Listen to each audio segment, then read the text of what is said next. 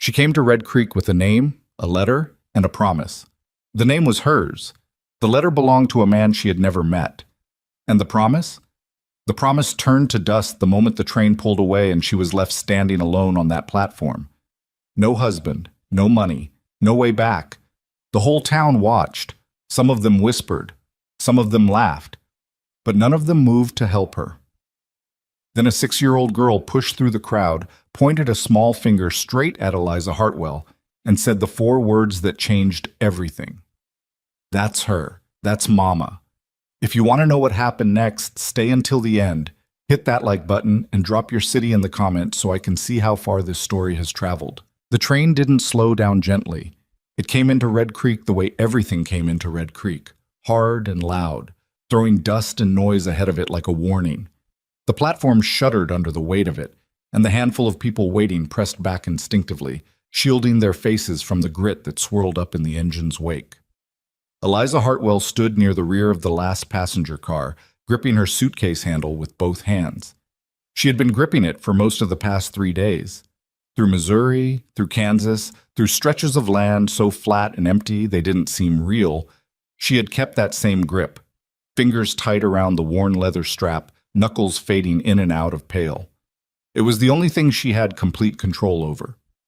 Everything else, where she was going, what waited for her there, whether any of it was going to be what the letters promised, that she couldn't hold on to no matter how hard she tried. She was 31 years old, not young by frontier standards, not young by any standard, really, if you listened to the women who had written to her from back east with their delicate, pitying little notes after her mother died and left her with nothing but a rented room and a stack of unpaid bills. You should have married sooner, Eliza. You should have taken the Miller boy when he asked. It gets harder, you know. The older you get, the harder it gets. She knew. She knew it plenty. The conductor called out the stop, and Eliza stood, smoothed the front of her dress with one hand, and told herself to breathe. The dress was gray-blue, the color it had become after too many washes. It had been a deeper blue once, when she bought it, something close to the color of a clear November sky. Now it was just tired-looking, which, she supposed, matched her well enough. The car emptied around her. A family with 3 children tumbled into the aisle. A pair of men in work clothes grabbed their bags from the overhead shelf without looking at each other. Eliza waited until most of them had gone, then picked up her suitcase and followed. The platform was smaller than she'd imagined. She didn't know why she'd imagined anything specific. Thomas Greer's letters hadn't described much. They'd described him. 35. Owner of a modest but productive cattle operation north of town. No children. Widowed 2 years prior. He described himself as steady and serious, a man who believed in hard work and honest dealing.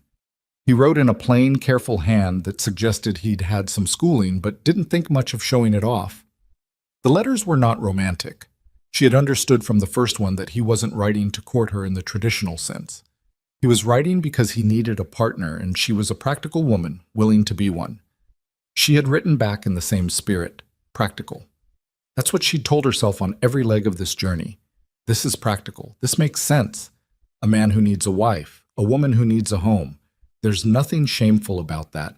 People have built whole lives on less. She stepped down onto the platform and looked around. The crowd was not large. Maybe 30 people, some meeting arrivals, some just watching the way people watch trains in small towns, because it was something to see. A couple of men in canvas jackets leaned against the depot wall. A woman in a pale bonnet clutched a basket to her chest. 2 boys chased each other around a stack of crates at the far end of the platform until someone's mother grabbed one of them by the collar. Eliza looked for Thomas Greer. She had a rough description from his last letter. Tall, brown hair going gray at the temples, usually wearing a dark coat. She turned slowly, scanning faces. No one stepped forward. She set her suitcase down beside her feet and waited. 5 minutes passed. Maybe 10. The other passengers from her car dispersed, found their people, climbed into wagons, disappeared down the main street. The platform thinned, the train's engine hissed and popped as it cooled, and the sound was the loneliest noise she'd heard in a long time. She picked up her suitcase and walked to the depot window. The man behind the glass was maybe 60, with a tobacco-stained mustache and the general air of someone who had seen too many people ask him questions he couldn't answer. "Excuse me," Eliza said. "I'm looking for a man named Thomas Greer. He was supposed to meet this train." The station master looked at her for a moment without speaking. Something shifted in his expression. Not quite pity, not quite something else. Recognition, maybe. "Greer," he said. "Yes. Thomas Greer. He has a cattle operation north of town." The man set down the paper he'd been holding. He pulled off his spectacles and rubbed the bridge of his nose, and that was when Eliza felt the first real cold spot open up in her chest. "Ma'am," he said slowly, "Thomas Greer left Red Creek about 3 weeks ago." She heard the words. She understood them individually. She just couldn't make them land in any order that made sense. "Left," she repeated. "Packed up what he could carry and went. Word is he had debts, but I couldn't tell you much more than that. He didn't exactly announce it." The station master put his spectacles back on and looked at her with the careful, measuring look of a man trying to gauge how badly he was about to ruin someone's day. "Were you coming to marry him?" The platform was not full anymore, but it wasn't empty either. There were still people close enough to hear. She was aware of them the way you become aware of everything at once when you want nothing more than to be invisible. "I was," she said. She kept her voice even. She was proud of that, afterward, that she kept her voice even. The station master didn't say anything else. There wasn't really anything to say. Eliza picked up her suitcase and walked away from the window. She found a bench at the far end of the platform and sat down. The wood was sun-warmed and rough under her palms. She set the suitcase between her feet and folded her hands in her lap and looked at the street beyond the platform's edge. The rutted main road of Red Creek, the storefronts with their painted signs, the horses tied to posts, the whole ordinary machinery of a town going about its day. She had $11.40. She'd spent the rest on the train ticket, on the 2 nights she'd needed a room during a transfer delay in Wichita, on a meal and a half because she'd been too nervous to eat much. $11.40 was not nothing, but it was not enough to get home on, not that home existed anymore exactly. The room she'd rented had been given up when she left. The few friends she had back east were the kind of friends who were kind in person and forgot about you by the following season. She was very, very far from anywhere she had ever known. She sat on that bench and let herself feel it for exactly 2 minutes. She counted them. She'd always found that useful, giving herself a fixed amount of time to feel something terrible and then deciding to stop. It didn't always work, but it was something to aim for. At the end of 2 minutes, she straightened her back and began to think. She needed work. That was the most immediate problem. Something that would earn her enough to rent a room and figure out the next step. She could cook, she could sew. She'd done alterations for a dress shop for 2 years before the owner's daughter came back from school and took the position. She had some nursing experience from caring for her mother through a long illness, the kind of practical knowledge that wasn't a formal credential but was real nonetheless. Those were things she could offer. What she could not afford to do was sit on this bench and feel sorry for herself. She stood up, picked up her suitcase, and turned around. That was when she noticed them. The 2 women standing near the depot entrance weren't trying very hard to pretend they weren't looking at her. They were in their 40s, both of them, wearing the kind of neat, confident clothes that said established in a way that didn't need words. One of them leaned toward the other and said something behind her hand.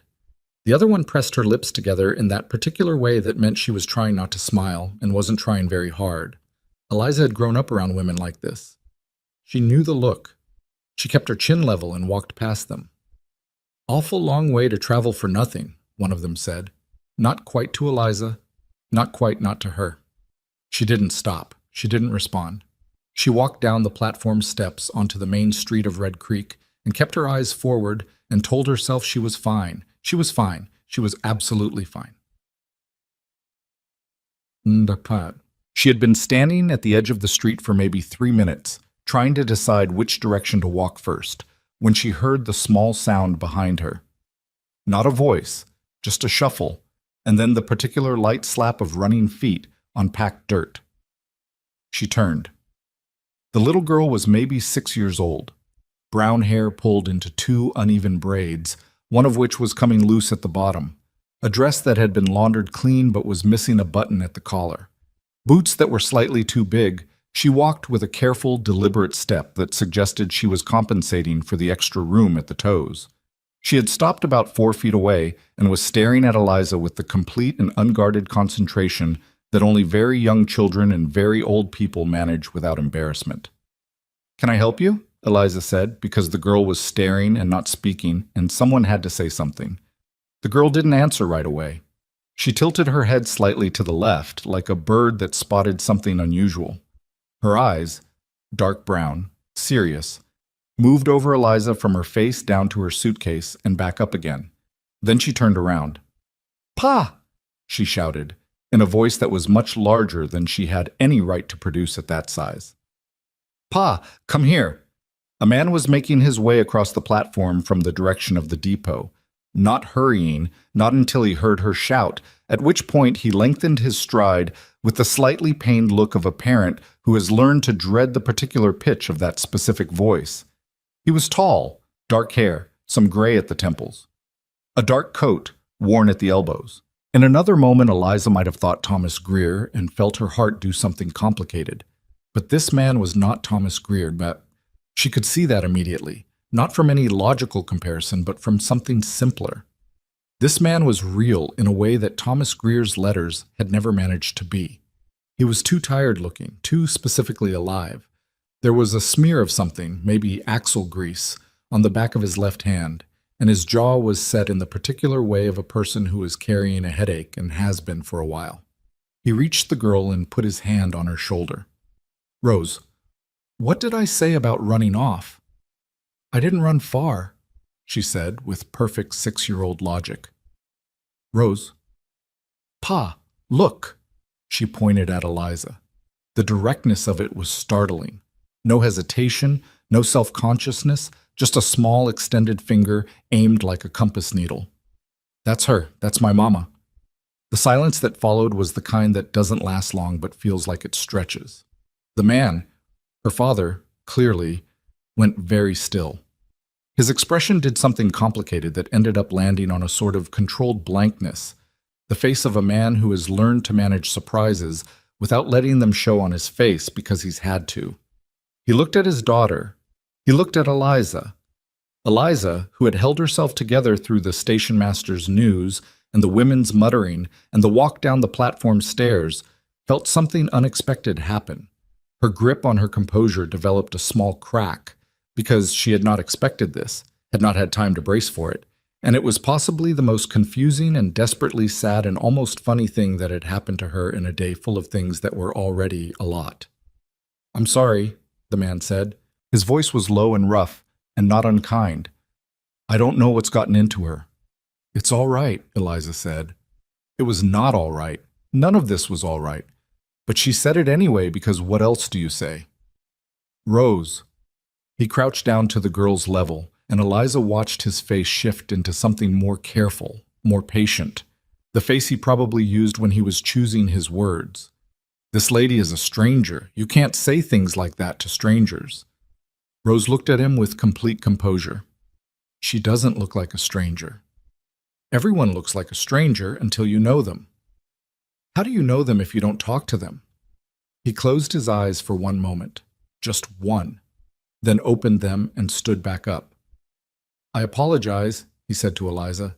He paused, seemed to decide something. "Her mother passed. A few years back, she's been—" He stopped again. "I'm sorry."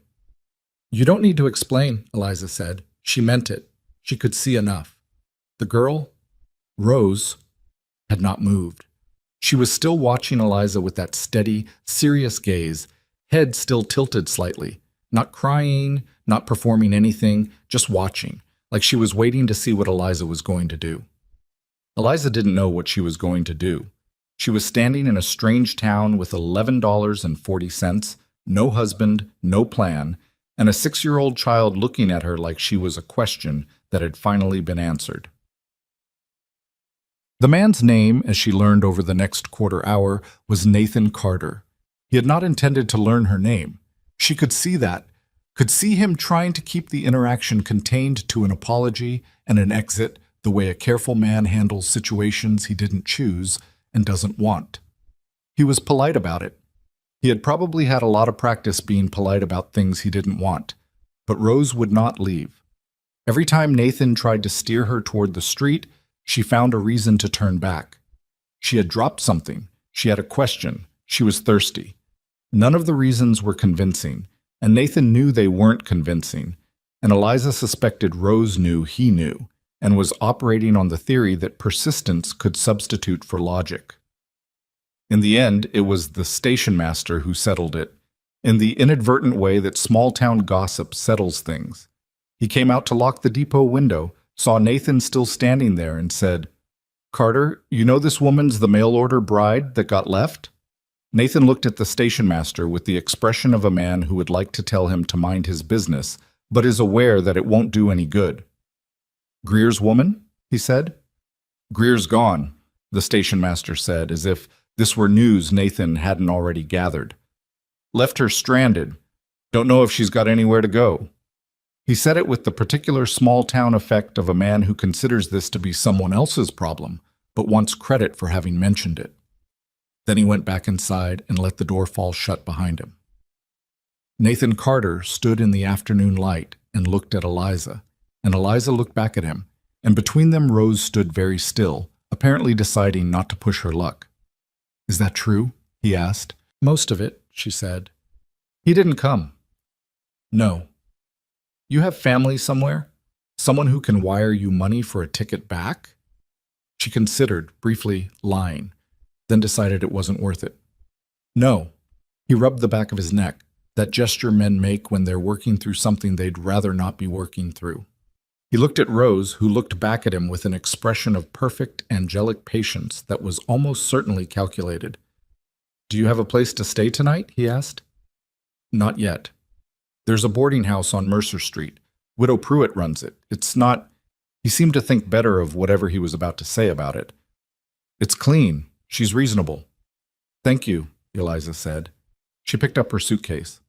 "I'll find it." She walked 3 steps.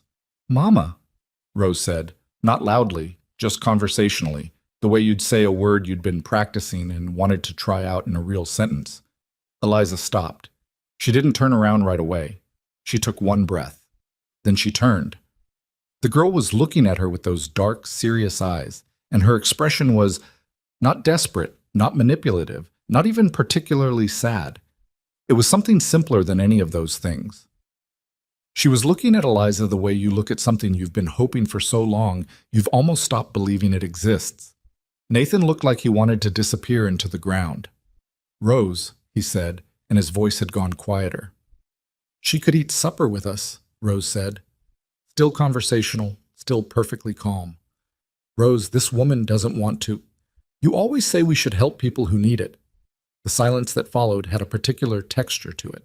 Nathan Carter stared at the top of his daughter's head like a man confronting something he has said that has now been turned against him, and finding he cannot argue with it because it is true, and he was the one who said it. He looked up at Eliza. She should have said no. The sensible thing, the cautious thing, the thing that made sense for a woman in her position who didn't know anyone and shouldn't be trusting strangers, was to say, "No, thank you," and find the boarding house on Mercer Street and spend the evening counting her remaining money and writing letters to people who probably wouldn't write back. "I don't want to be any trouble," she said. "You won't be," Rose said promptly, before her father could respond. Nathan Carter let out a short, barely audible sound that might have been a laugh if he'd let it go further. He pressed his mouth flat and looked away for a moment at something across the street, then looked back. "Supper's at 6, he said. "It's just the 2 of us." "There's plenty. Os." The Carter Ranch was 4 miles north of town. Nathan didn't talk much on the drive out, and Eliza didn't push it. She sat in the back of the wagon with Rose, who had apparently exhausted her conversation at the train platform and was now perfectly content to sit quietly and watch the landscape go by. The land out here was different from anything Eliza had seen. Not beautiful in a soft way, but arresting in the way of things that don't care whether you find them beautiful or not. Grass in every shade between gold and brown, running flat to the horizon. A wide, empty sky turning toward orange at the far edge. "What's in your suitcase?" Rose asked. "Clothes," Eliza said. Some books. A few other things. What kind of books? Some of them are stories. One of them is about plants. Different plants and what they're good for. Rose considered this. What are plants good for? Lots of things. Some of them can help when people are sick. My mother was sick, Rose said. The way she said it wasn't dramatic. It was just a fact, delivered the same way she might tell you what she had for breakfast. I know, Eliza said. I'm sorry. Rose looked at her without blinking. Pa doesn't like to talk about it. That's all right. People are different about those things. Are you sad about things you don't talk about? Eliza thought about the $11 in her suitcase, the train ticket stub, the stack of letters from Thomas Greer that she'd bundled with twine because she hadn't been able to throw them away, even though she should probably throw them away now. Yes, she said, everyone is. Rose seemed to find this satisfying. She leaned back against the side of the wagon and watched the road. The house was larger than Eliza expected and emptier than anything that size should be. Not dirty. Nathan Carter clearly made some effort at order. But there was a particular kind of emptiness that has nothing to do with cleanliness. It was in the way the main room was furnished. Functional? All of it functional. Nothing placed for comfort or pleasure. A table, chairs, a cook stove, shelves.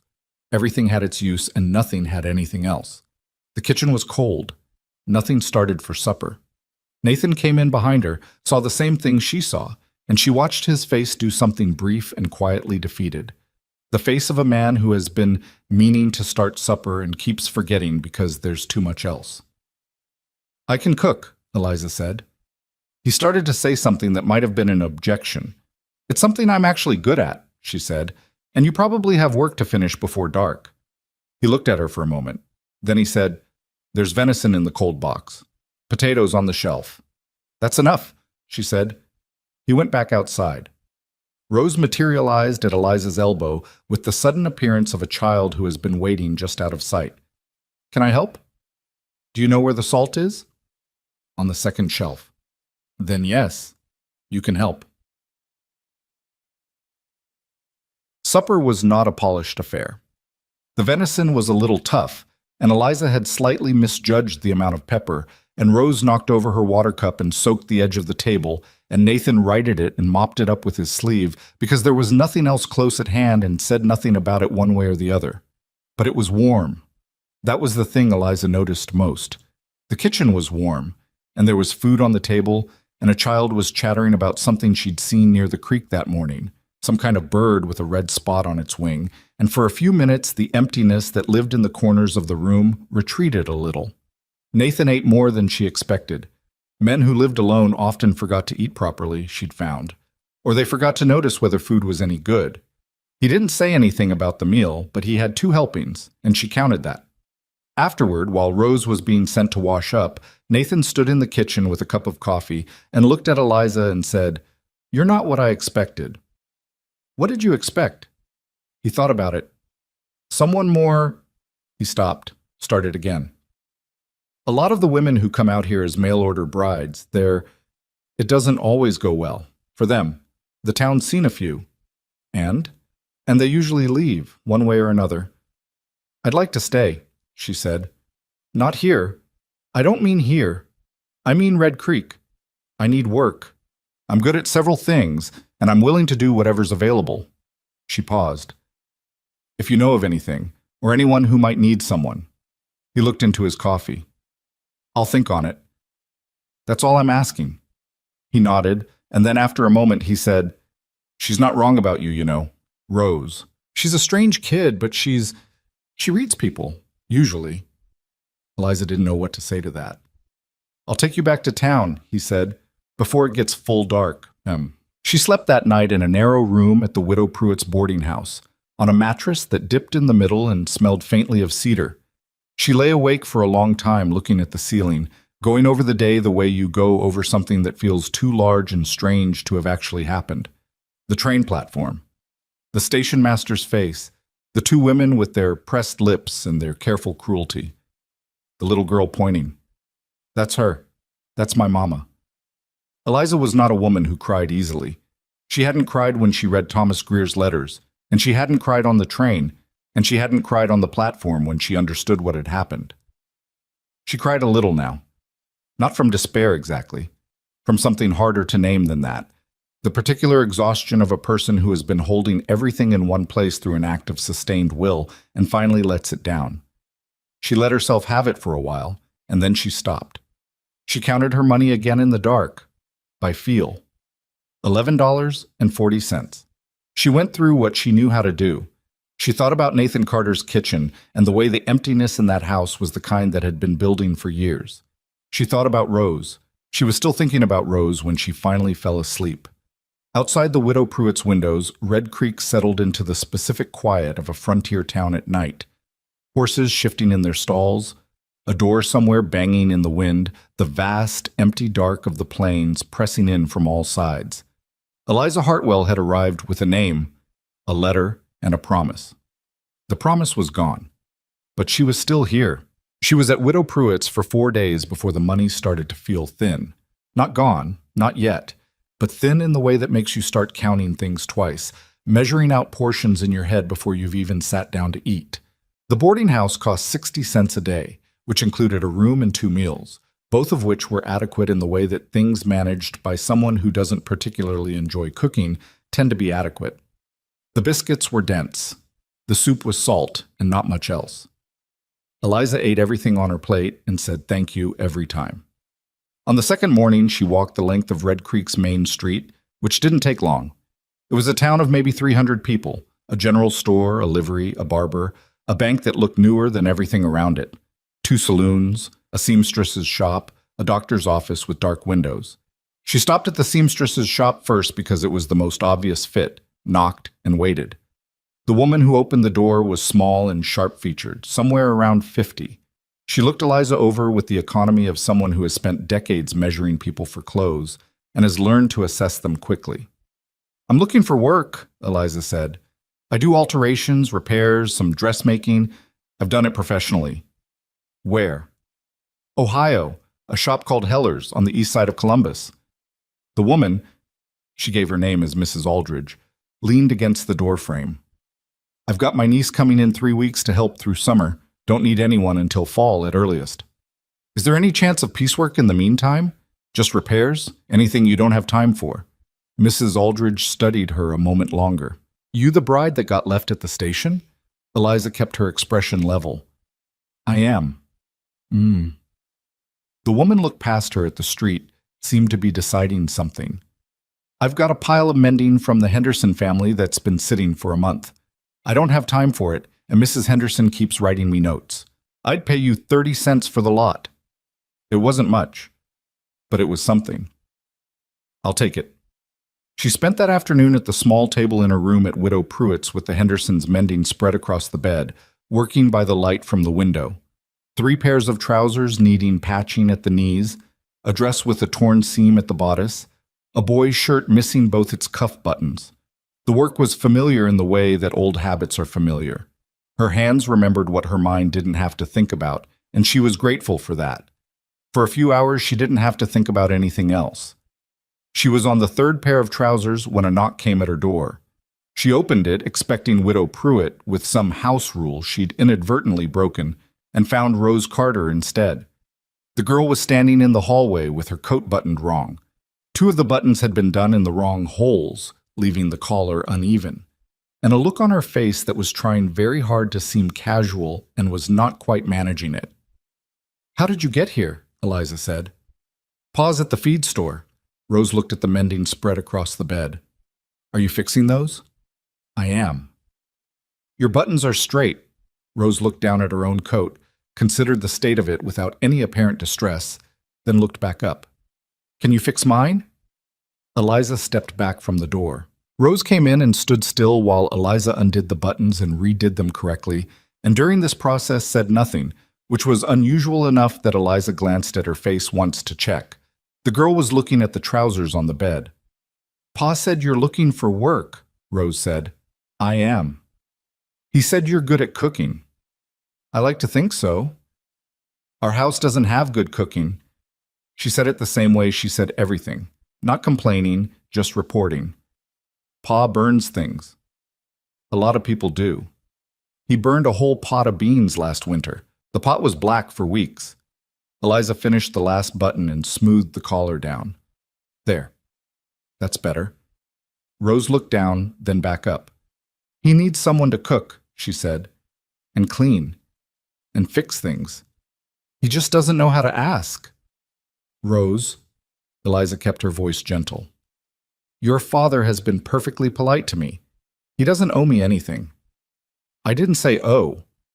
Rose picked up one of the spools of thread from the table and turned it over in her fingers. I'm just saying what's true. Eliza looked at this child, this serious, careful, too old for six child, and felt something move in her chest that she didn't have a clean name for. Does your father know you're here? She asked. Rose set the spool down. He knows I came to Widow Pruitt's. He said 10 minutes. She paused. That was maybe 15 minutes ago. Nathan came to collect her 5 minutes after that. He knocked at the open door, saw Rose sitting on the edge of Eliza's bed, examining the mending with the concentration of a small inspector, and his face did the thing it seemed to do a lot. That controlled, patient exasperation of a man who has accepted that his daughter operates outside of normal predictability. She bother you? He said. Not at all, Eliza said. She kept me company. He looked at the mending on the bed. You found work. A little. Mrs. Aldridge had some pieces. I'm hoping there's more around town. He nodded, slow. He was wearing the same dark coat from the train platform. She was beginning to think he might own 2 coats, maybe, and this was the better one. His hat was in his hands, turning slowly in the way that men's hats turn when the man wearing them is working through something. I talked to a few people, he said, about work. He seemed slightly uncomfortable about having done this, as if it implied more involvement in her situation than he'd intended. Ruth Mackay over on the east side does laundry for half the town, but her back's been giving her trouble. She might take on help, and Doc Harmon's been wanting someone to clean his office and keep it in order. He's not very organized. Eliza set down her needle. Thank you. You didn't need to do that. Rose asked me to. They both looked at Rose, who was examining the bodice seam of Mrs. Henderson's dress and appeared completely absorbed in it. Of course she did, Eliza said. Something in Nathan's face shifted. Not quite a smile, but the territory just before one. It passed quickly. She's not usually wrong, he said, which was almost exactly what he'd said on the first night, and Eliza thought maybe that was just the way he said important things. Twice, so they could be sure they'd landed. She called on Ruth Mackay the next morning. The woman was in her mid-50s, broad-shouldered and clearly in real pain. She moved carefully, turning her whole upper body instead of twisting her back, and winced when she reached for anything above her waist. She looked at Eliza with the frank, appraising look of someone who cannot afford to make a bad hire and knows it. You do laundry before? Ruth asked. Plenty. Not commercially, but I know the work. It's hard. Don't let anyone tell you it isn't. Hauling water, scrubbing, wringing. My back went out from 30 years of it. I'm not afraid of hard work. Ruth looked at her for another long moment. Then she said, 20 cents a day, half-day Sundays. I'll tell you what needs doing. That's fair, Eliza said, though she did the math quickly in her head and it was tight. 60 cents to Widow Pruitt, 20 in, which meant if she could pick up the cleaning work at Doc Harmon's too, and maybe keep the mending coming, she would be all right, but just barely. Just barely was survivable. She had proven that before. She started the next morning. Ruth Mackay, it turned out, was a woman of very few words but considerable competence, and she ran her laundry operation with the kind of efficiency that comes from decades of practice. Eliza worked alongside her without complaint and without asking unnecessary questions, and by the end of the 3rd day, Ruth had relaxed enough to tell her about most of the families whose laundry they were washing, which was the kind of social education that would have taken months of ordinary social interaction. The Hendersons, whose mending she'd already done, had 4 boys and a husband who worked the mine north of town. The Websters had money from somewhere back east and made sure everyone knew it. The Calloway family were good people, but the father drank, and Mrs. Calloway pretended not to notice, and everyone else pretended not to notice her pretending. The Carters, Nathan and Rose, weren't on Ruth's laundry list, which Ruth mentioned without being asked, noting that Nathan did his own washing in Rose's too, badly, but he did it. Stubborn, Ruth said, which seemed to be her complete assessment of Nathan Carter. He's been kind to me, Eliza said. Ruth wrung out a shirt with more force than was strictly necessary. He's a decent enough man, just closed up. After Clara died, he pulled in like a turtle, raised that girl mostly by shutting everything else out. She glanced at Eliza sideways. Rose takes after her mother. Clara could read a room like nobody's business, knew what people needed before they said it. Eliza thought about a 6-year-old girl standing on a train platform pointing at a stranger. She seems like she does all right, Eliza said. She does, Ruth agreed. That's the only thing keeping that house from going completely cold. She had been in Red Creek 2 weeks when the storm came. It started as a change in the air, a stillness, and then a smell, the particular iron and dust smell that the land gave off before serious weather. By mid-afternoon, the sky to the west had gone a color that wasn't quite green and wasn't quite yellow and wasn't quite anything you wanted to see covering the horizon. Ruth Mackay took one look at it and said, "Get the washing in, right now." They pulled everything from the lines in a hurry, fabric slapping their arms and faces, and got it inside just as the first real gust hit. It shook the walls of Ruth's house like something trying to get in. Eliza was heading back to Widow Pruitt's along the main street when the rain started, and it did not start gently. It came down all at once, hard and cold, and inside of 30 seconds she was soaked through her coat, to her dress, to her skin. The street turned to mud under her feet almost immediately. She ran, or tried to, but the mud grabbed at her boots and the rain was driving sideways now, and she couldn't see the boarding house yet, and she was beginning to seriously reconsider several of her life decisions. A wagon pulled up beside her. "Get in." Nathan Carter. Hat pulled low, coat already dark with rain, leaning across the seat with one hand extended. She didn't argue. She grabbed his hand and climbed up, and the wagon lurched forward, and she sat dripping beside him in silence while the storm threw itself at them from every direction. "What are you doing in town?" she managed. "Supplies. I waited too long." A beat. "You should have stayed at Ruth's." "I didn't know it was going to hit." Lightning hit something not far enough away. The horse shied, and Nathan handled it without swearing, which she noticed, and without panicking, which she also noticed. "Where are we going?" she asked. "Can't get you back to Pruitt's in this. Road's going to flood." He kept his eyes on the horse. "You'll have to come to the ranch until it passes." She opened her mouth, then closed it, because the lightning hit again, and the logic of the argument was self-evident. The ranch house was exactly as she remembered it from that first supper 2 weeks ago. Functional, ordered, empty in its particular way. But the storm made it feel different. The windows shook and the rain came down the chimney occasionally in small spitting bursts, and the sound of the wind against the walls was constant, and somehow all of that made the inside feel more defined by contrast. The warmth was more noticeable. The lamp Nathan lit on the table threw a circle of yellow light that felt deliberate, intentional, something carved out of the dark. Rose was sitting at that table with a book open in front of her and a look on her face that clearly communicated she had already known about the storm and chosen to stay inside, and that she found the drama of grown adults scrambling to keep up with weather to be somewhat entertaining. She looked up at Eliza, dripping on the doorstep. "You're all wet," she observed. "I am," Eliza agreed. "There's a blanket on the chair by the stove." Nathan went out to see to the horse, and Eliza stood by the stove in a borrowed blanket while her dress steamed gently and Rose read her book, and outside the storm did whatever it was going to do.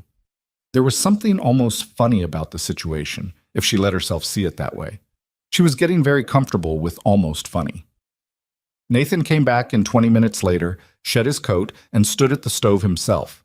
His hair was plastered flat, and he had a cut on the back of his hand from something in the barn. He didn't explain.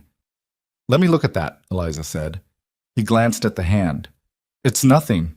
It's bleeding. It does that sometimes." "Nathan." She said his name without thinking, the first time she had, and he looked up at her like the word had caught him slightly off guard. "Let me clean it. I have some things in my bag." He held out his hand with the air of a man who has decided that arguing is more effort than compliance. She cleaned the cut, shallow, nothing serious, and wrapped it neatly with a strip of cloth, and he watched her do it with an expression she couldn't quite read. "You did that like you've done it before," he said. "I have. My mother was ill for 2 years before she passed. I learned a fair amount. Medical things? Practical things. What to clean wounds with and what not to. What helps with fever and what doesn't, when something is serious and when it isn't." She tied off the bandage. "I also read everything I could find on the subject, which my mother found excessive, but I found useful." He turned his hand over, looking at the wrapping. "You read medical books. And other things. The plant book I mentioned to Rose. Some surgical texts, though I'll admit those were ambitious." She expected him to find this odd. Most people found a woman reading medical texts odd. At best a curiosity, at worst a cause for mild suspicion. Nathan just nodded like she'd said something that confirmed something he'd already suspected. "My wife," he said, and then stopped. Started again. "Clara. She read everything she could find, too. On everything. She said you couldn't know what you'd need to know, so you might as well know as much as possible." The storm rattled the windows. Rose turned a page. "She sounds like she was sensible," Eliza said. "She was." He looked at the fire. "Rose is like her." "I can see that." He was quiet for a moment. Then he said, not quite to anyone in particular, "She's been asking about you every day. What are you doing? When are you coming back? Does Miss Hartwell like horses?" Eliza felt the corners of her mouth move. "What did you tell her?" "I told her I didn't know if you liked horses." "I've never spent much time around them. I don't dislike them." "That's what I thought." Another silence, but a different kind than the ones before. More settled, less like something that needed to be filled. She ended up staying the night. The storm didn't clear until past midnight, and the road was mud soup, and Nathan said with blunt practicality that he had a spare room and she was welcome to it. The spare room had a narrow bed and a window that looked out at the dark shapes of the barn and the paddock, and the rain on the roof made a sound that was almost peaceful once the lightning had moved on. She lay awake again, but differently than at Widow Pruitt's. Here the darkness felt less final, somehow. In the morning, she made breakfast.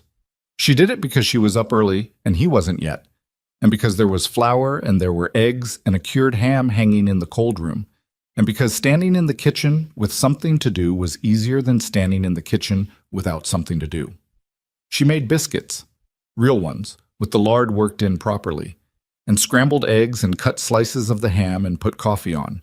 And when Nathan came out of his room still tucking in his shirt, he stopped in the doorway and looked at the table the same way a man looks at something he has been telling himself he doesn't miss.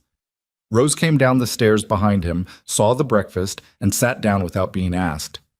"You made biscuits," she said. "I did." She picked one up and examined it. "Pa's biscuits are flat." "Rose," Nathan said. "They are flat, Pa. You know they're flat." He sat down across from Eliza, poured his coffee, and looked at the biscuit he'd taken with an expression that fell somewhere between appreciation and defeat. "She's not wrong," he said. The three of them ate breakfast while the morning light came through the window and the washed world outside looked clean and sharp, every edge defined by last night's rain. She did not stay. After breakfast, she helped Rose with the dishes while Nathan went out to the barn, and then she changed back into her own clothes, now dry, and packed her bag and said goodbye to Rose in the doorway. "You have to go?" Rose said. "I have work at Ruth Mackay's this morning." Rose looked at her shoes. "You could come back for supper." "Rose, it's just supper." Eliza crouched down, which put her at eye level with the girl. Rose was not going to look at her for a moment, and then she did, and her face was as controlled as ever, but something around the edges was less controlled than usual. "I'm not going anywhere," Eliza said. "I'm going to be in Red Creek for a while. You can see me." "But not every day." "Not every day." "No." Rose pressed her lips together, the same expression she'd seen on Nathan's face, and it was startling how clearly inherited it was. "Okay," she said, not happy about it, but okay. Nathan walked her back to town in the wagon. They didn't talk much. The road was bad, and he was concentrating on picking the way through the worst of the mud. But halfway there, he said, without preamble, "She hasn't let anyone get that close since Clara. Not one person. Eliza didn't know what to say. I'm not saying that to make you feel responsible for anything, he said quickly, the way people say things they've been carefully wording in their heads. I don't know why she decided it was you exactly. I've thought about it and I don't have a good explanation. Maybe she doesn't need one, Eliza said. She's 6, she decided. He thought about that. Yeah. And maybe being an adult makes us think that kind of thing needs explaining when it doesn't. He glanced at her sideways. She was looking at the road. Maybe, he said. The weeks that followed were not dramatic. That was what she would remember about them later, that they were not dramatic. They were just days, accumulating one after another, each one slightly more familiar than the last.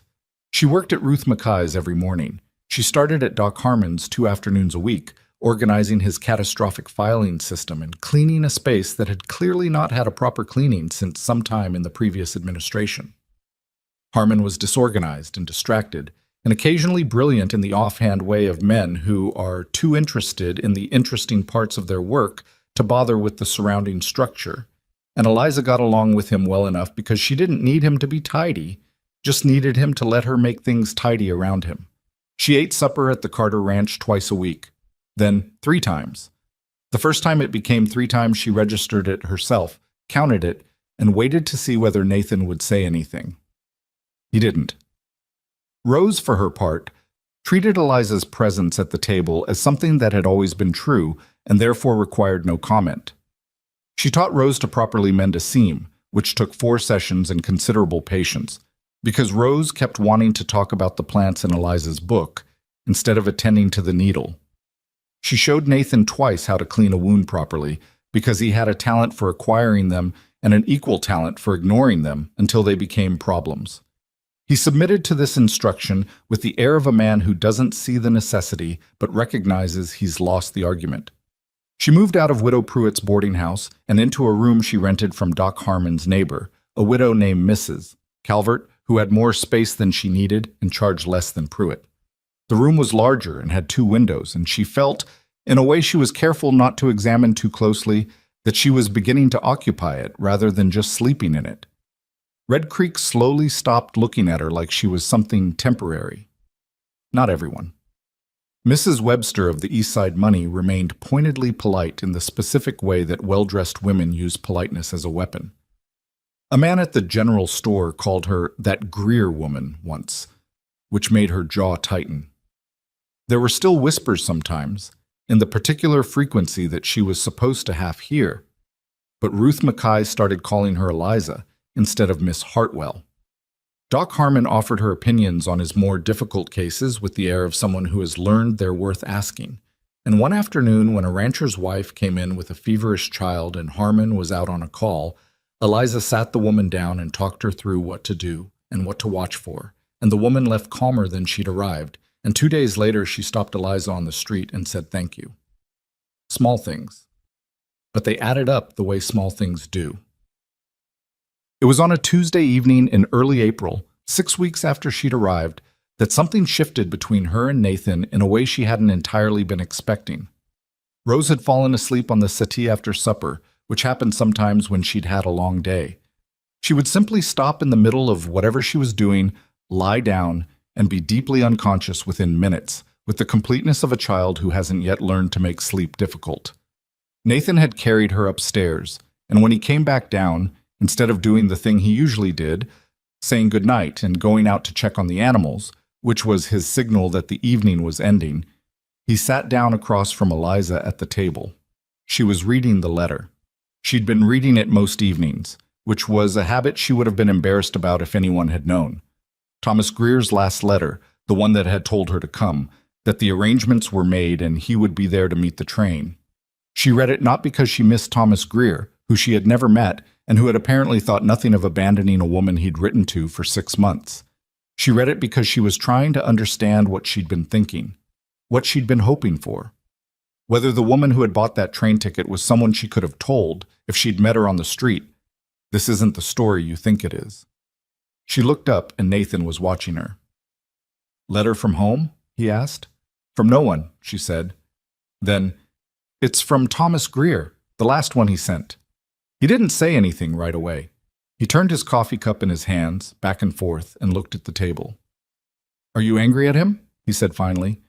She thought about it honestly. "I was, for a while. Now mostly I think—" She folded the letter carefully along its creases. "I think he did me a favor, and I'd rather not be too grateful about it because of what it cost to get there." Nathan looked at her. "He still should have written, instead of just leaving." "Yes, he should have. That's not a small thing, leaving someone to—" He stopped himself. "I just mean, what he did wasn't right." "No," Eliza said, "it wasn't." She put the letter away in her bag. Outside, the night was clear for once, no wind, and the silence from the plains was the big kind, the kind that goes on forever. "I don't regret coming," she said. Not to him exactly. More to the table, to the room, to whatever she'd been working out over 6 weeks of this strange and accidental life she'd stumbled into. "I thought I would. I thought I'd regret it every day." "Do you?" "No." She looked at him directly. "There's a lot here worth not regretting." Nathan held her gaze for a moment. Then he looked away, at the window, at the dark. "Good," he said. It was a simple word, a small word. But the way he said it was not small, and she thought he knew she knew that, and neither of them said anything else about it. And she put on her coat and he walked her to the door and said good night in his normal way, and she went back to her rented room at Mrs. Calvert's house and lay in bed looking at the ceiling. She did not read the letter again that night.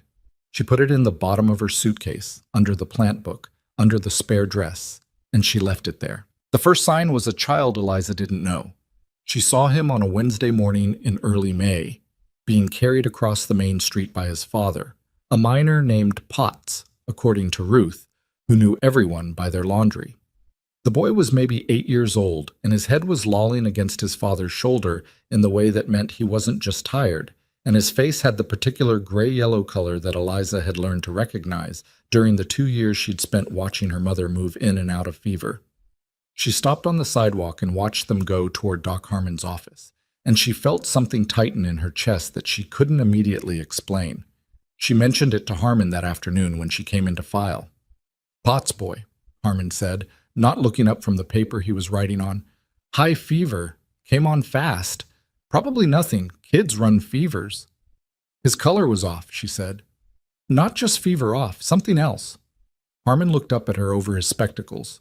He was a man in his 60s, with the careful, slightly weary face of someone who has seen a great deal and learned that most of it doesn't require alarm. "You get a close look?" "From across the street, but the way his father was carrying him—" "Eliza." He said her name the way people say it when they mean, "I appreciate your concern and I am dismissing it." "I'll keep an eye on the boy. Don't borrow trouble." She let it go. Harmon was the doctor, and she was the woman who filed his papers and cleaned his office. She knew the limits of what her knowledge was worth to someone with a credential and 30 years of practice. 3 days later, 2 more children were sick. By the following week, it was 7. The pattern was always the same. Fever first, high and fast, then the cough, then the color change, then the child going quiet in the way that was worse than crying. Harmon worked through it steadily and without showing his concern, but she could see it in him, in the way he stopped making his usual sardonic comments about the disorder of his files, in the way he started coming in earlier and leaving later, in the way he asked her one afternoon with his back to her whether she had ever seen anything like it. "The fever comes in too fast," she said, "and they're not improving on the usual timeline." "No," he agreed, "they're not." "What do you think it is?" He was quiet for a moment. "I've seen something like it before. Years ago, when I was practicing in Missouri, a summer illness hit a cluster of children in one town." He turned around. His face was more tired than she'd seen it. "We lost 4. The word 4 sat in the room between them. "What helped?" she asked. "Keeping the fever down, keeping them hydrated. The ones who made it were the ones who had someone with them around the clock, someone turning them, making sure they kept taking fluid, watching for the moment things turned one way or the other." He looked at her directly. Not medicine exactly, more like sustained attention. You need more people, she said. I need more people. I can help, beyond the office. I know you can. He sat down, which was something he rarely did in the middle of the day. I may need you to. The town understood it was serious by the second week of May, in the specific way small towns understand things, not through any single announcement, but through the accumulation of closed doors, of women speaking in lower voices outside the general store, of fathers going pale when they mentioned their children's names. The mood was the particular mood of people who have lived in hard country long enough to know that the land and the weather and the distance from everywhere else were not the only things that could take something from them. Word went around that Doc Harmon was stretched thin. Word also went around, more quietly and with the particular speed that gossip has when it carries something surprising, that Eliza Hartwell was helping. She was at Harmon's office from first light. She sat with families in their homes when Harmon was elsewhere. She moved through the town's sick rooms with the efficiency of someone who is not performing calm, but simply has it, because she'd found it in herself during those 2 years with her mother and had not lost it since. She kept notes. Which children, which symptoms, what had helped, and what hadn't. And she brought them to Harmon every evening, and he read them with more attention than he gave most things. The women who had whispered on the train platform did not whisper now. Mrs. Webster of the East Side Money sent a note asking if Miss Hartwell could come to look at her youngest. Eliza went, without mentioning that Mrs. Webster had been one of the ones who hadn't stopped whispering when she walked past. She did not do this because she'd forgiven them, exactly. She did it because the child was sick, and that was the only thing that mattered right now. Dort. Nathan noticed the change in her before she noticed it herself. He came to town on a Thursday to pick up feed and found her coming out of the Calloway house with her sleeves rolled to the elbow and her hair come half loose from its pins and a look on her face that was concentrated in the specific way of someone who is solving a problem and hasn't finished solving it yet. He pulled the wagon up alongside her. You've been doing this all week, he said. Someone has to. Harmon's the doctor. Harmon can't be everywhere. She pushed a loose strand of hair back from her face. The Calloway girl is better. Her fever broke last night. She said it the way you say something that you've been holding your breath about. I think she's going to be all right. Nathan looked at her for a long moment. How much are you sleeping? Enough? Eliza? I'm fine. She said it the way she had said it's all right that first day on the platform. Not because it was entirely true, but because it was the only useful thing to say. How's Rose? His expression did something at the question. She's fine. She's been asking where you are. Tell her I'll come Sunday, if things are quiet. Things aren't going to be quiet, he said. Not yet. No. She picked up her bag from where she'd set it on the ground. Probably not. He watched her go down the street toward Harmon's office, and she was aware of him watching, but she didn't look back. There was too much to do, sad. The illness reached the Carter Ranch on a Saturday. She was at Harmon's when the knock came. Hard, the kind of knock that doesn't bother being polite about how urgent it is. She opened the door and Nathan was there. He was not a man who showed things easily on his face, and she knew that now, knew how to read the flatness that meant he was keeping something in because he didn't know what would happen if he let it out. Rose had woken with a fever. She heard him say it and felt the ground shift under everything. How high? She said. High enough that He stopped. She was asking for you. She grabbed her bag. She didn't ask Harmon's permission. She looked at him and he looked at her and nodded once because he understood, and they both understood that there was nothing he could do at the ranch that she couldn't do, and there were other families in town who needed him here. The drive to the ranch was the longest 4 miles of her life. Nathan drove fast, faster than the road wanted, and she held on to the side of the wagon seat and said nothing because there was nothing useful to say, and he didn't want reassurance. He wanted to get home. Rose was in her bed. She was not the worst Eliza had seen this month, but she was not good. The fever was high. She could tell without a thermometer, just from the heat that came off the girl's skin when she put her hand to her forehead. Rose's eyes were open and tracking, which was something, but she was not talking, which was not like her at all, and the absence of that steady, certain voice in the small room was its own kind of alarm. "Hey," Eliza said, sitting on the edge of the bed. "Hey, look at me." Rose looked at her. Her eyes were fever bright, too bright. "I'm here," Eliza said. Rose's hand moved across the blanket and found Eliza's wrist and closed around it. Not gripping hard, just holding. Eliza looked at that small hand on her wrist for 1 second. Then she turned around and looked at Nathan, who was standing in the doorway with his arms at his sides and his face doing the terrible thing of not doing anything at all. "I need water, as clean as you have," she said. "Boiled, if possible, because if there's some already boiled from this morning, that's fine. And the willow bark I know you keep in the kitchen because I put it there. And clean cloth, as much as you have." He was already moving before she finished. She did not leave that room for most of the next 20 hours. She brought the fever down with cool compresses. Not cold. She'd learned that cold was worse. Cool was better, steady and patient. She made Rose drink, a little at a time, more times than she could count. She talked to her, read to her from the plant book because it was the one Rose had always wanted her to read from, even when she was half asleep and couldn't follow the words. She turned her and repositioned her and kept the blankets at the right weight for what the fever needed in each hour. Nathan stayed. That was what she noticed, in the margins of everything she was doing. He stayed in the house, not hovering in the doorway all night, because she told him he should sleep and he'd gone to his room for a few hours around midnight, but she knew he wasn't really sleeping. She could hear him. He came back at 3 in the morning and sat in the chair against the far wall, and she let him because it was his daughter and the chair was far enough back not to be in her way. He didn't say much. Every now and then he'd ask quietly, "Is she still the same?" Eliza would say, or, "The fever came down a little." Or once, around 4 in the morning, when Rose had started coughing badly, and she'd had to hold her upright and work her through it. "It's okay. This is okay. This means it's moving." He trusted her on that. He didn't know if she was right, and she didn't know with complete certainty herself, but he trusted her, and she understood what it cost him to do that, to sit in that chair and put his daughter's life in someone else's hands, because those were the only hands available, and he had to trust them. Dawn came the way dawn comes after bad nights.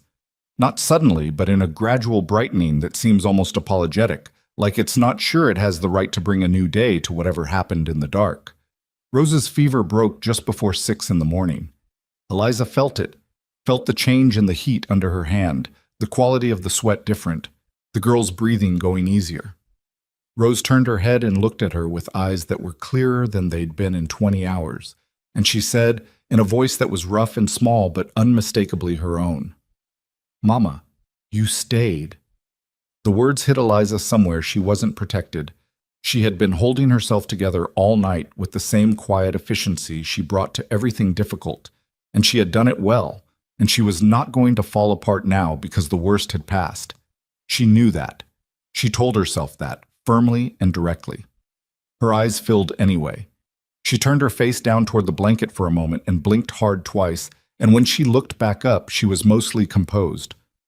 "Of course I stayed," she said. Her voice was steady. "Mostly. Where would I go?" Rose looked at her with those fever-cleared dark eyes, and the ghost of her usual expression, that serious, watching certainty, was coming back already, reassembling itself. "I knew you would," Rose said. "I told Pa." From the chair against the wall, Nathan made a sound. Just a sound. Not a word, not a cry, more like something releasing that had been held under pressure for too long. Eliza didn't look at him right away. She kept her eyes on Rose, smoothed the blanket, said, "You should sleep more. You're going to be tired for a while." "Will you stay?" "I'll stay until you're better. Yes." Rose closed her eyes, and within 2 minutes she was asleep. The real sleep this time. The deep, even breathing of a fever broken, not the shallow, restless sleep of the night before. Eliza sat on the edge of the bed for another moment, her hand still on the blanket. Then she stood and turned around. Nathan was standing now, not in the chair. He was in the middle of the room, and his face had the look of a man who has been through a fight and come out the other side and hasn't processed yet what that means. His eyes were red at the edges. He had not cried. She didn't think he had, but it had been close. "She's going to be fine," Eliza said. He nodded.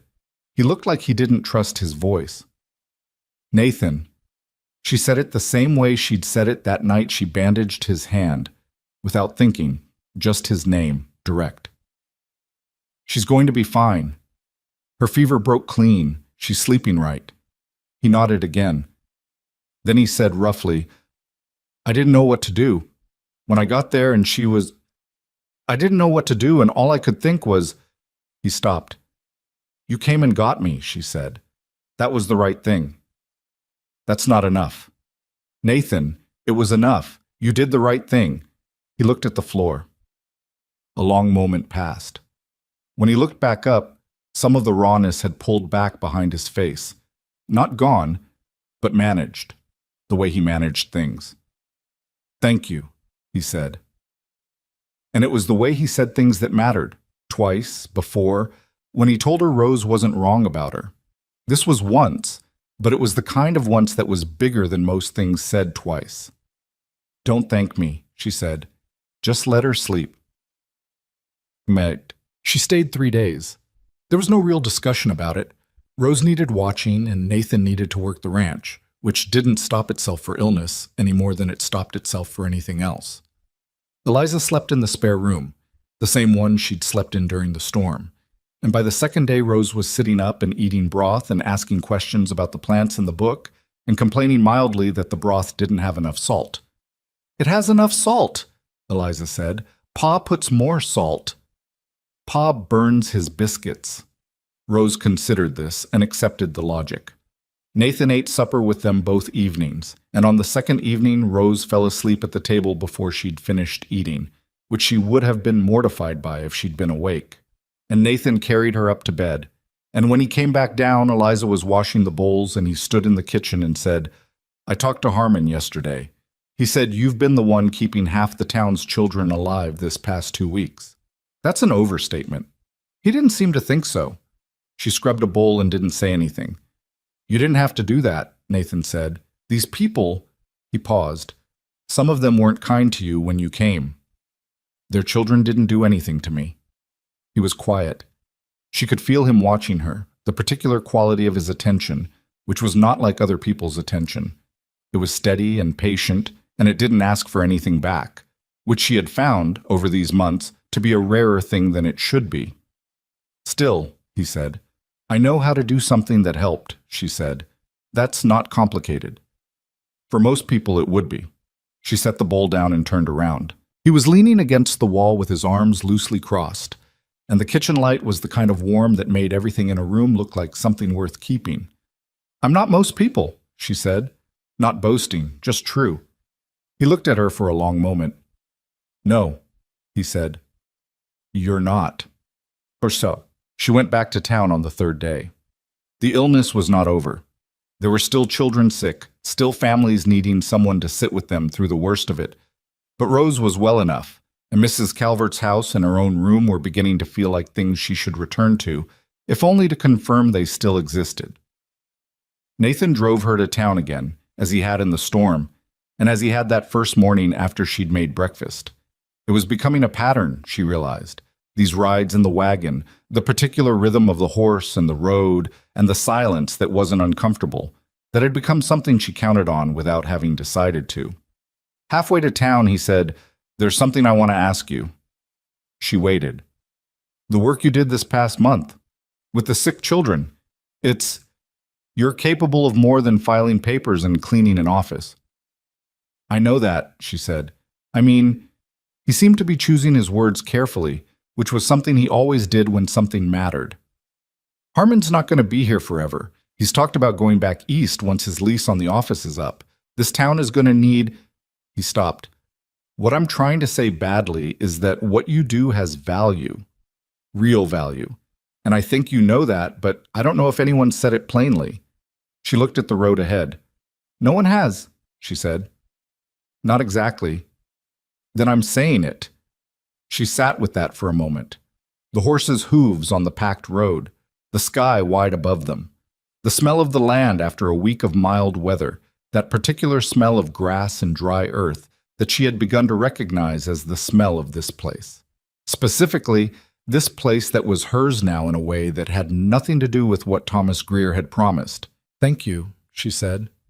It was once, but it was the kind of once that was bigger than most things said twice. They didn't say much after that, but when they reached Mrs. Calvert's house and he pulled the wagon to a stop, he said, "Come Sunday, for supper. Rose wants to show you something she drew." "What did she draw?" "She wouldn't tell me. Said it was for you." Eliza smiled. "A real one, not managed." "Then I'll come Sunday." The illness peaked in the third week of May, and then, with the particular stubbornness of difficult things, began very slowly to ease. Two of the children Eliza had been the most worried about. A boy named Edgar Potts, the same one she'd seen carried across the street that first day, and a girl named Lucy Hargrove, who'd been sick nearly as long as Rose, turned corners within 2 days of each other and began the slow improvement that was unmistakable once you knew what it looked like. She'd sat with Lucy through the worst night, talking quietly to keep the girl's mother from panicking when the breathing got difficult. And when it eased and Lucy asked for water in a clear, small voice, Lucy's mother put her hands over her face and cried, and Eliza put an arm around her shoulders and said nothing because there was nothing needed. Doc Harmon slept for 14 hours when the crisis finally passed enough to let him. The town came out of it the way towns come out of things that have tested them, blinking, a little dazed, taking stock of what was still there. Most of them were still there. They had lost one child, a 2-year-old from a family in the far north of town whose parents had not known to come for help until it was too late. And that was the one that stayed with Eliza, would stay with her, in the permanent way that the ones you couldn't save always did. She went to Harmon's office on the morning after he woke up from his 14 hours, and he was sitting at his desk looking at nothing in particular with the expression of a man conducting a private inventory. "Sit down," he said. She sat. "What you did this past month," he said, "was not nothing." "We managed," she said. "Eliza." He used her name the same way she used Nathan's, direct, meaning I need you to hear this clearly. "You managed. I was one man in one office. You were everywhere. You kept notes I didn't have time to keep. You sat with families I didn't have hours to sit with. The Calloway girl, the Potts boy, the Hargrove child." He shook his head. "Calloway girl, the Potts boy, the Hargrove child." He shook his head. "I don't know that they all come through without you." She didn't say anything. "I want to teach you more," he said. "Formally. Whatever I know that you don't already know, which is less than I thought, frankly. But there are things, and you should know them." She looked at him. "You're serious?" "I'm old and I'm tired, and this town is going to need someone after me." "Yes, I'm serious." She thought about the letter at the bottom of her suitcase, under the plant book, under the spare dress. Thomas Greer's promise, the one that had brought her here, the one that had evaporated before she'd stepped off the train. She thought about how it felt to be standing on that platform with nothing and nowhere to go. She thought about Rose's hand on her wrist in the dark. "Yes," she said. "All right." Harmon nodded once, with the air of a man who has made a sensible arrangement and is now ready to stop talking about it. Outside, Red Creek was doing what it did. The horses at their posts, the women with their baskets, the ordinary noise of a town going about its day, only slightly quieter than before, still carrying the particular weight of the past month in the way places do after something hard has moved through them. Eliza put her hands on the arms of the chair and stood up. There was work to do, and she knew how to do it, and she was not going anywhere. June came in quietly, the way months do after hard ones. The illness had moved on, or mostly. There were still a few children slow to recover their full strength, and Eliza checked on them with the regularity of someone who has learned that things can turn without warning and would rather be wrong about the danger than absent from it. But the acute terror of May was over, and Red Creek was doing what small towns do after a crisis passes. It was arguing about something else. The topic this month was water rights, a dispute between two ranching families on the north end of the valley that had apparently been simmering for years and had found the post-illness lull a convenient moment to boil over. Harmon said this was actually a good sign. People who were arguing about water rights were people who had energy to spare, and energy to spare meant they weren't sick anymore. Eliza took his word for it. Her days had reorganized themselves around the new arrangement with Harmon. He taught in the way she'd expected, not formally, not with any system, but through proximity. He would be examining a patient and she would be in the room, and he would speak aloud his reasoning, not to her exactly but where she could hear it, and she would listen and file it next to what she already knew and see what fit and what didn't. He lent her books. She returned them annotated in her small, precise handwriting, and he read the annotations without comment, which she had learned meant he thought they were good. She was learning things she hadn't known she didn't know. That was the particular sensation of it, not the acquisition of entirely foreign knowledge, but the filling in of gaps she hadn't been able to see before because she hadn't known where to look. She told Nathan this on a Sunday evening, in June, while Rose drew something elaborate at the other end of the table with her tongue pressed to the corner of her lip in her drawing concentration. "Like what?" Nathan said. "Like the difference between a fever that's burning something out and a fever that's the problem itself. I knew what to do with each one. I'd learned by watching, but I didn't understand the difference until Harmon explained the mechanism." Nathan turned his coffee cup in his hands. He did this when he was listening carefully. She'd noticed. The turning cup was his version of paying full attention. "Does it change what you do?" "Sometimes it doesn't. Sometimes it changes everything." He nodded slowly. "Like knowing why a fence line matters, not just where to put the post." "Exactly like that." Rose looked up from her drawing. "I know why things matter," she said. "Miss Eliza taught me why the yarrow is useful." "You taught yourself," Eliza said. "I just told you where to look it up." "Same thing," Rose said with perfect confidence and went back to her drawing.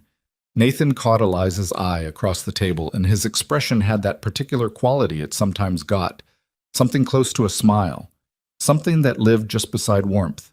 He didn't say anything. He didn't need to. The trouble started, as most trouble did in Red Creek, with Mrs. Webster. It was a Tuesday in late June, and Eliza was coming out of the general store with a parcel of herbs that Mrs. Calvert had asked her to pick up, when she heard her name in the particular tone that means whoever is saying it knows you can hear them and intends you to. Miss Hartwell. Mrs. Webster had two women with her that Eliza recognized vaguely from church gatherings she hadn't attended, but had been reported to her by Ruth. They were the kind of women who are not individually powerful, but operate as a unit. "I've been meaning to speak with you." Eliza stopped. "Mrs. Webster, I wanted to say, and I think I speak for many of us, that what you did during the illness was appreciated, genuinely." A pause, the kind with something attached to it. "You're clearly a capable woman." "Thank you," Eliza said, because it was the only word available. "It does make one think." Mrs. Webster smoothed the front of her jacket, a gesture that seemed automatic. "You've been here, what, 4 months now? And you're clearly settled in your way. Working for Doc Harmon, the laundry work with Ruth, spending a great deal of time out at the Carter Ranch." "I have friends there," Eliza said, keeping her voice level. "Of course." The words were smooth, careful.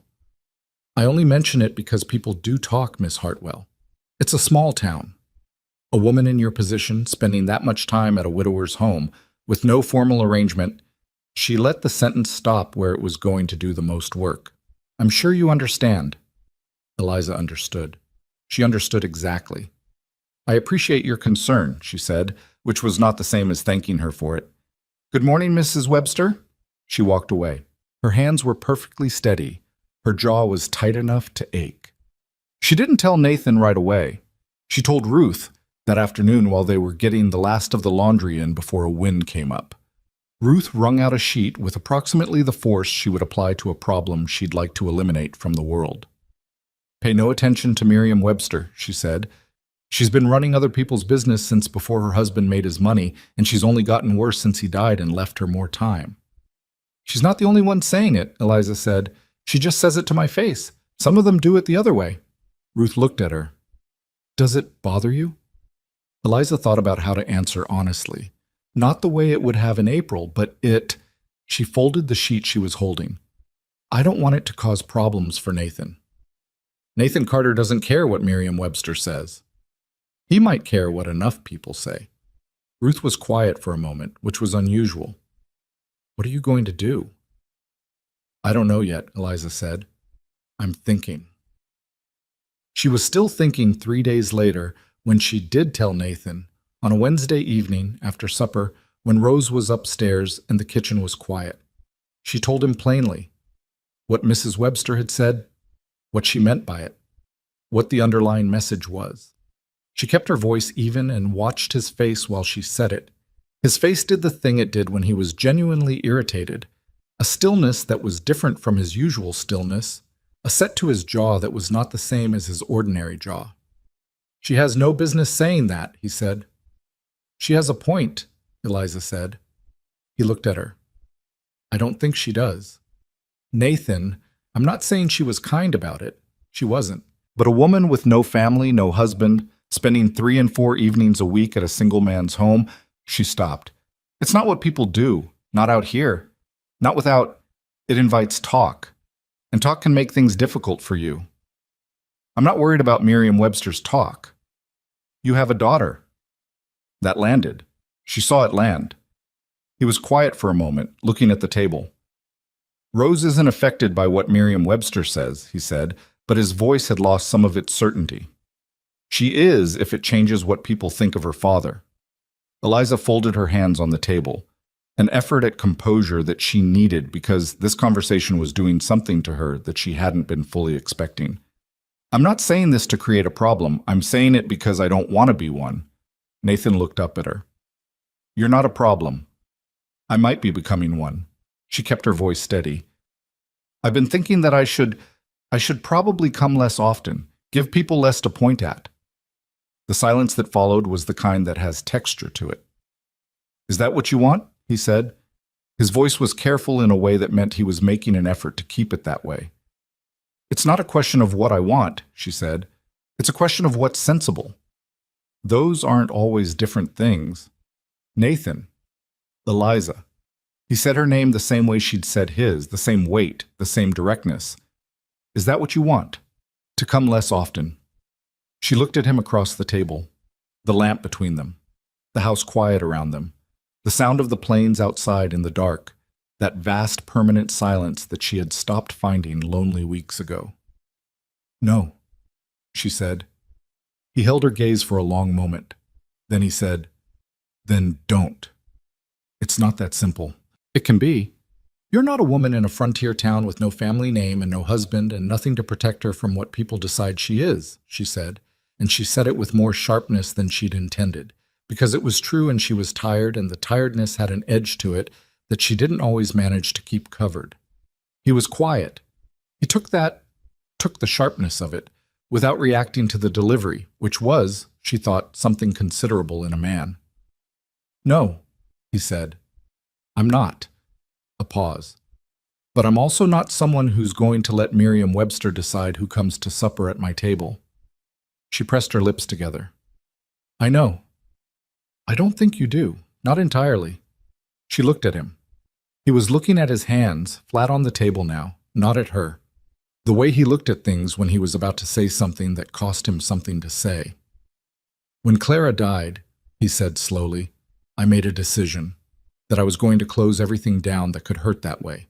Keep the ranch going, raise Rose, do what needed doing. That was it. He stopped. I was very sure about that decision. For about 3 years, I was very sure about it. She waited. Then you showed up on a train platform, he said, and Rose decided you were hers, and I thought, all right, here is someone I will be civil to and help if I can and keep at arm's length, because that is the sensible thing. He was quiet for a moment. I'm not good at this, he said. Saying things like this.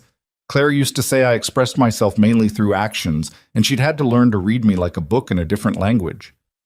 You're doing all right, Eliza said quietly. He looked up at her. I don't want you to come less often. That's what I'm saying. Poorly. What? Her chest did something complicated. Nathan, she said carefully, I don't know what you're... I'm not asking you to do anything, he said quickly. I'm not I'm not saying this to put pressure on you. I know what your situation is. I know how you got here, and that it wasn't what you chose, and that you've been building something for yourself here that doesn't depend on me or anyone else, and I'm glad of that. I think you should have that. He ran a hand over his jaw. I'm just trying to say that you're not a problem. You're the opposite of a problem, and I'd rather have Merriam-Webster talk about me for the rest of her life than have you come here less because of it. The kitchen was very quiet. Eliza sat with everything he'd said and let it settle, which took a moment because it was a great deal more than Nathan Carter usually put into words at one sitting. That's possibly the most you've said at once since I met you, she said. Something shifted in his face. Don't make me regret it. I'm not. She looked at him. I won't. She looked at her own hands on the table.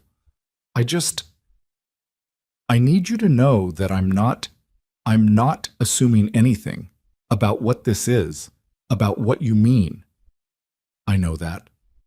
I've been wrong about what things meant before. I know that too. She looked up. He was watching her with that steady attention that didn't ask for anything. I'll keep coming to supper, she said finally. Good, he said. They sat in silence for a while longer, and then she put on her coat and he walked her to the door and she went back to Mrs. Calvert's house in the summer dark. And she did not examine what the evening meant too closely because she had found, in this place and this life, that the things which mattered most tended to be clearer when she didn't press them too hard. July brought heat and a different kind of difficulty. A letter arrived at the Red Creek post office addressed to Eliza Hartwell, forwarded through 2 intermediate addresses, which meant it had been chasing her for several weeks. The handwriting on the outside was unfamiliar. The postmark was from a town in Ohio she recognized as being near Columbus. She opened it at her kitchen table at Mrs. Calvert's, early morning, before work. It was from a woman named Margaret Greer, Thomas Greer's sister. The letter was 2 pages, written in the cramped and somewhat agitated hand of someone who had been composing this in her head for a while before putting it on paper. It explained, with a mixture of shame and defensiveness, that Thomas had left Red Creek because of debts he could not pay. He had borrowed money from several people in town under false premises, and when the collection of those debts had become imminent, he had run. He was now apparently in Colorado. Margaret did not know exactly where. She was writing to Eliza because she had heard, through some chain of gossip that stretched across several states, that Eliza was still in Red Creek, and she felt, the letter said felt 3 times in the same paragraph, that Thomas owed her something, even if Thomas was not presently capable of paying anything. She ended the letter by saying she hoped Eliza had found some way to manage, and that she was sorry for her brother's behavior, and that if there was anything she could do, she hoped Eliza would write. Eliza read the letter twice. Then she folded it and put it in her pocket and went to work. She told Harmon about it that morning while she was organizing his files, and he was writing notes on the previous week's cases. He listened without interrupting, which was one of his best qualities. How do you feel? He said when she finished. Older than I did yesterday. That's not quite what I asked. She set down the stack of folders she'd been sorting. I feel, I don't know, confirmed in something, like the last piece of a picture I'd already mostly figured out. She thought about it more carefully. I'm not angry. I was in April. Now it's just the end of a story I was barely in, really. He was never real to me. The letters were real, but he wasn't. Harmon looked at her over his spectacles. You going to write back to the sister? I think so. She didn't have to write. She didn't have to feel badly about something her brother did. Decent of her. Yes. Eliza picked up the folders again. There are decent people everywhere, even in difficult families. Harmon made the small sound he made when he agreed with something but didn't feel it needed more words. She went back to the filing. She wrote to Margaret Greer that evening. The letter was short, thanking her for writing, letting her know that she was well and settled and working, and that she bore no ill will. She did not say anything about Thomas. There was nothing to say about Thomas that would be useful. She sealed the letter and set it on the table to mail in the morning, and then she sat for a while at the window and watched the summer dark come in over the plains. She was settled.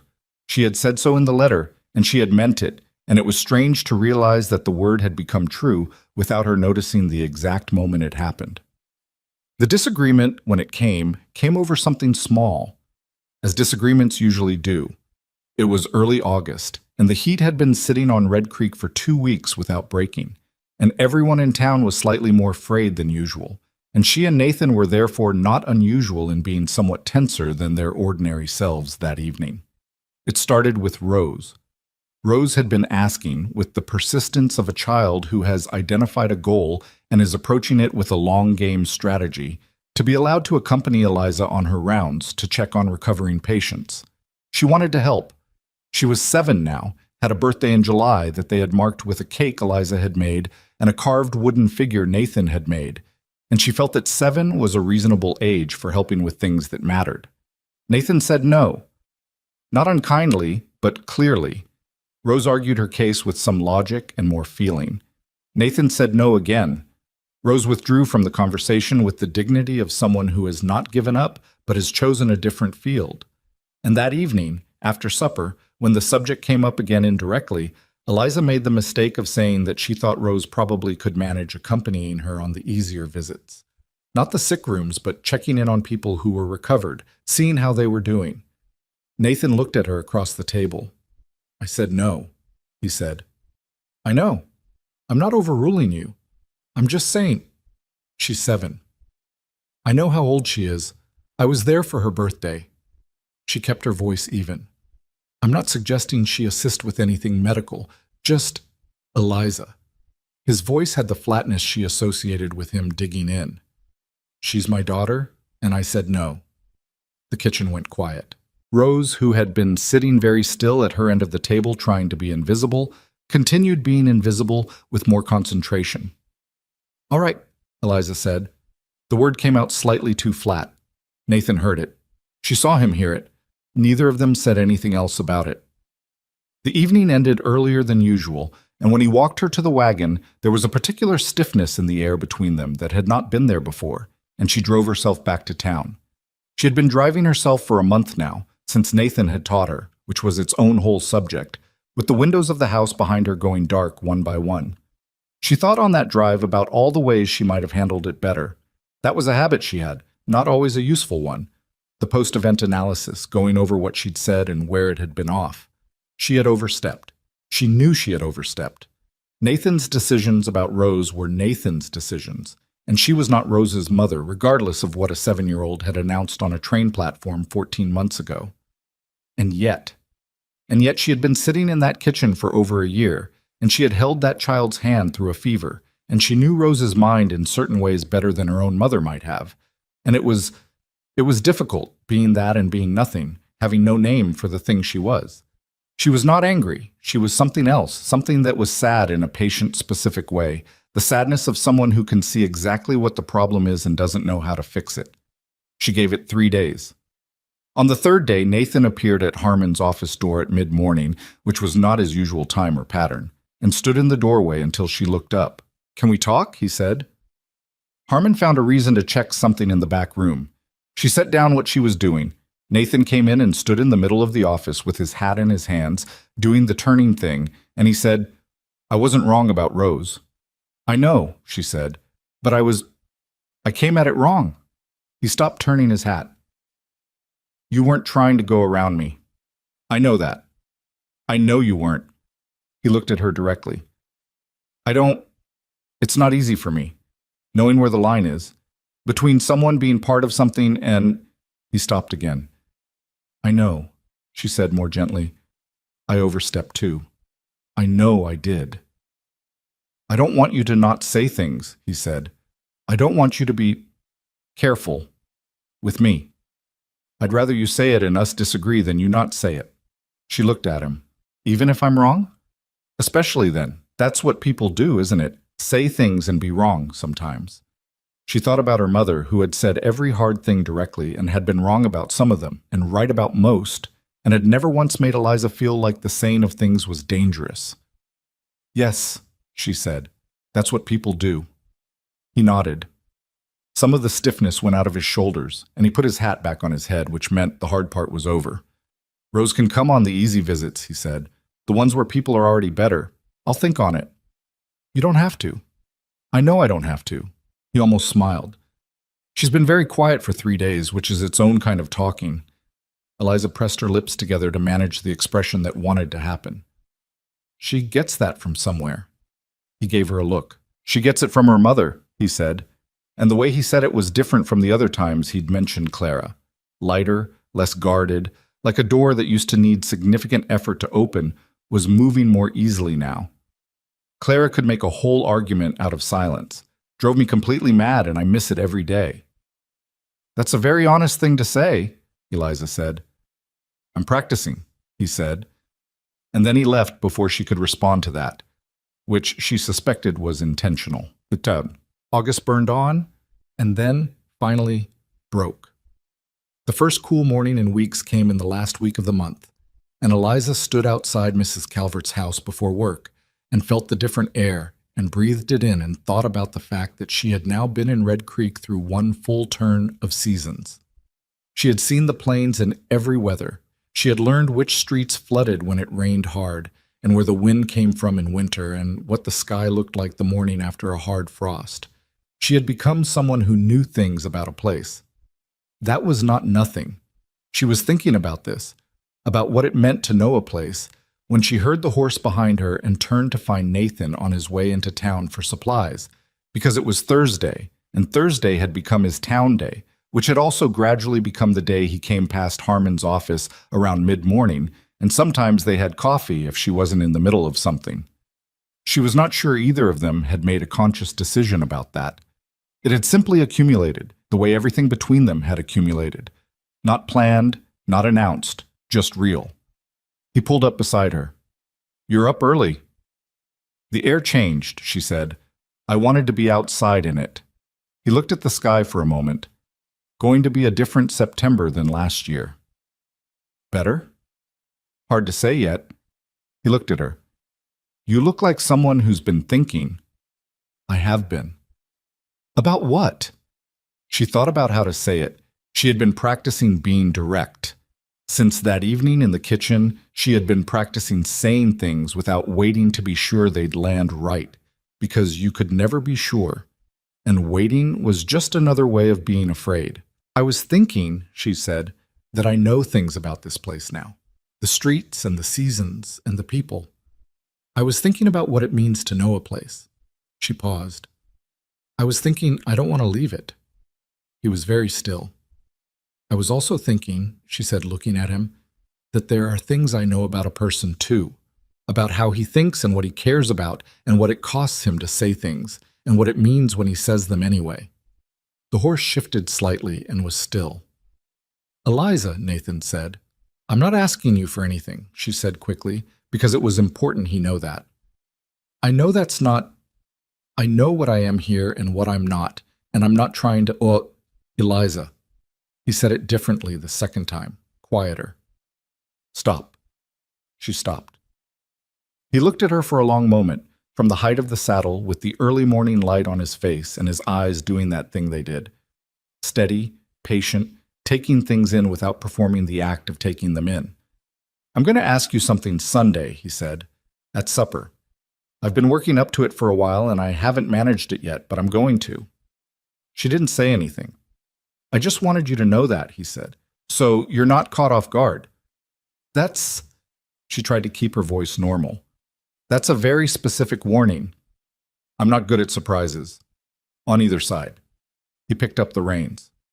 Sunday. He rode into town and she stood outside Mrs. Calvert's house in the first cool morning in weeks, and she put her hand to her face for a moment, which was not composed, and she didn't try to make it so. Sunday was 4 days away. She went to work. Sunday came the way important days always seem to. Ordinary on the outside, the sun rising the same as it did every morning. The road to the Carter Ranch the same 4 miles of packed dirt and dry grass it had always been. The horse Eliza now drove with reasonable confidence, picking his way at the same pace he always did.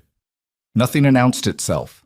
Nothing in the morning light suggested this day would be any different from the 100 and some Sundays that had preceded it since she'd arrived in Red Creek with a worn suitcase and $11.40, and a promise that had already been broken before she stepped off the train. She had spent 4 days not thinking about what Nathan was going to say. She had been, by her own accounting, approximately 40% successful at this. The other 60% had been spent going over everything she knew and didn't know, everything that had been said and left unsaid in 14 months of suppers and storms and sick rooms and wagon rides, and a kitchen table that had gradually become one of the most familiar places in her life. She was not a woman who deceived herself easily. She knew what she felt, and she knew, with reasonable certainty, what she had been seeing in Nathan's face in the months since the illness, since the evening he'd said, "I'm not asking you to do anything," and then proceeded to say quite a lot. She knew all of that. But knowing something and trusting it were different things, and she had trusted something once that turned out to be letters from a man who had already decided to run. And that kind of error stays with you. She pulled the wagon up in front of the house at 4:30, the late afternoon sun throwing long shadows across the yard, and Rose appeared from around the side of the barn with both braids intact for once, meaning Nathan had done them this morning, which meant the morning had been deliberate in some way. And a look on her face that was attempting casualness and not fully achieving it. "You're here," Rose said. "I said I'd come." "I know." Rose fell into step beside her toward the house. "Pa's been cooking since noon." Eliza looked at her. "How bad is it?" "It's not. He's been trying very hard. That's different from good." "Fair distinction." Rose held the door open with the air of someone managing a situation. Eliza stepped inside. The kitchen smelled actually quite decent, something savory and slow-cooked, the smell of meat that had been given time rather than rushed. There was also, she noticed, a small vase on the table with 3 wildflowers in it, yellow ones, the kind that grew along the fence line in late summer, which was so far outside Nathan Carter's ordinary way of doing things that she stood in the doorway for a moment simply registering the fact of it. Nathan came from the stove. He was wearing a clean shirt, which she also noted. "You made it," he said. "I always make it." "I know." He looked at her for a moment, then at the table, then back. "I burned the first batch of biscuits." "How bad?" "Black," Rose supplied from behind her. "The second batch is better," Nathan said, with the expression of a man who has fought something and technically won. "Probably. Hunt down." Supper was not a disaster. The stew was genuinely good. He had learned something over the past year from watching her cook and from the specific humiliation of being told repeatedly by his 7-year-old that his biscuits were flat. The second batch was not flat. They were not perfect, but they were not flat, and Rose ate 2 of them without commentary, which was the highest form of endorsement available.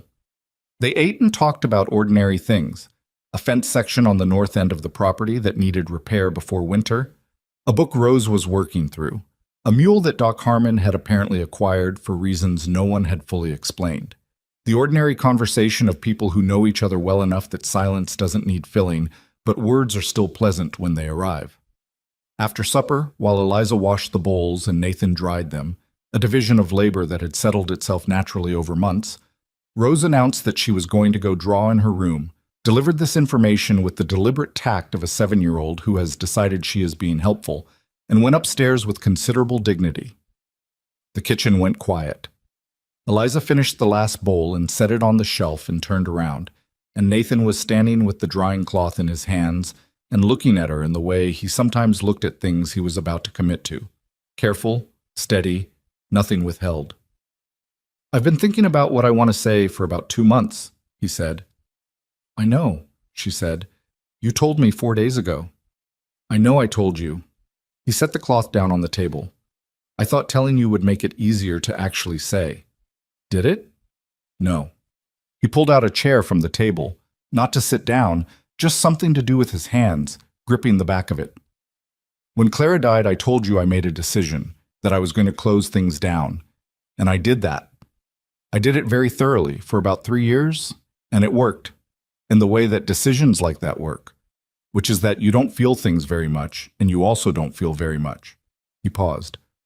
"Rose was what I had. She was enough. I told myself she was enough."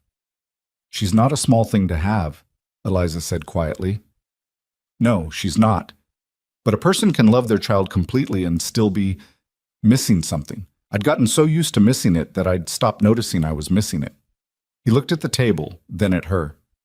And then you were on that platform. And you were just standing there like you were going to handle whatever happened next, no matter what it was, and Rose pointed at you, and I thought, what is wrong with this child? And also, he stopped. Also, she said. Also something else, he said, that I didn't let myself think about yet. She waited. I'm not the kind of man who says things like what I'm about to say easily, he said. Clara would tell you that. It cost her some patience in our early years. I express things slowly and sometimes wrong. He looked at her directly.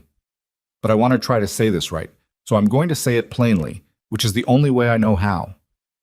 Plainly is good, she said. I love you, Nathan said. I've been in love with you for a while now, and I'm not very good at knowing exactly when it started because I wasn't paying attention to it when it was starting, which is probably how these things work.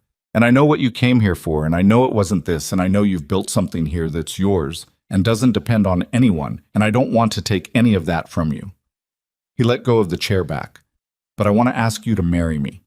And I want to be clear that I'm asking, not assuming. You can say no. It won't change. He seemed to think about whether that was true. It'll change some things, but not everything. You'll still be Rose's. He stopped on that word. Her what? Eliza said. Her voice was steady. She was focusing on keeping it steady. Whatever she needs you to be, he said. Whatever you're willing to be. The kitchen was very quiet. Eliza looked at this man, this closed-up, slowly opening man who burned his biscuits and put wildflowers on the table and had told her she was not a problem. She was the opposite of a problem and had meant it in ways that went beyond what the words themselves said. Who had sat in a chair against the wall all night while his daughter fought a fever because he needed to be near, even when there was nothing he could do. Who had said, I'm practicing, and walked away, and had been, she understood now, telling the truth. She had come to Red Creek with a promise that was already broken. She had stood on a platform with nothing and had built something from nothing, the way she had always had to, the way the women she'd admired had always had to, not from what they were given, but from what they refused to put down. She had built a life here, a real one, with weight and texture and roots she could feel when she pressed on them. And she had done it alone, as she'd always done things, because that was the only way she'd known. But she was looking at a man who was asking her, plainly, if she might consider not doing everything alone anymore. Not because she needed him. He knew she didn't need him, and he wasn't asking from that place. He was asking from a different place entirely. The place that says, I see you, the whole of you, and I want to be near that for the rest of my life. Yes, she said. He looked at her. Yes, she said again, with more certainty, which was not something she'd planned, but which felt exactly right. Something moved across Nathan Carter's face that she had never seen on it before. Not quite relief, and not quite joy, but something that lived between them. Something that looked like a man who has been carrying a thing for a long time, finally being allowed to set it down. Yeah? He said. Not eloquent, just real. Yes, she said, for the third time, and then she laughed. Actually laughed, the unmanaged kind, the kind she hadn't realized she'd been holding back until it arrived. And he crossed the kitchen in 2 steps and put his arms around her, and she let him, and she put her face against his shoulder, and for a moment neither of them said anything at all. From upstairs, Rose's voice came down with the precision of a child who has been listening very carefully at the top of the stairs. Did she say yes? Nathan closed his eyes. Eliza laughed again, into his shoulder, and felt him laughing too, or the version of laughing that Nathan Carter did, a shaking in his chest, almost silent, that she had learned to recognize as real. Rose, he called up, I'm just asking. Go draw something. A pause. Then footsteps, and the small sound of a door, and silence. She's not drawing anything, Eliza said. No, Nathan agreed. She's not. They told her properly after that, when she came downstairs pretending she'd just happened to be heading to the kitchen for water. Nathan sat down across from her and said, plainly, that he'd asked Eliza to marry him and she'd said yes, and that nothing was decided yet about when or how. But that was what had happened, and he wanted her to know. Rose looked at Eliza. Eliza looked back. "I know I'm not your mother," Eliza said. "I know I'll never be that. I'm not trying to be. But I want to. I want to be here. If that's all right with you." Rose was quiet for a moment. She had the stillness of her father when she was thinking seriously, which was one of the ways she was most like him, though Eliza had learned not to say this out loud because Rose preferred to consider herself original. "You've already been here," Rose said finally. "I know, but this is different." "How?" Eliza thought about how to say it to a 7-year-old without being either too simple or too complicated. "It means I stop being someone who comes to supper. I become someone who's here." Rose considered this with the gravity she brought to important things. "Like family," she said. "Yes, like family." Another pause. Eliza waited because Rose was someone you waited for. You didn't rush her conclusions.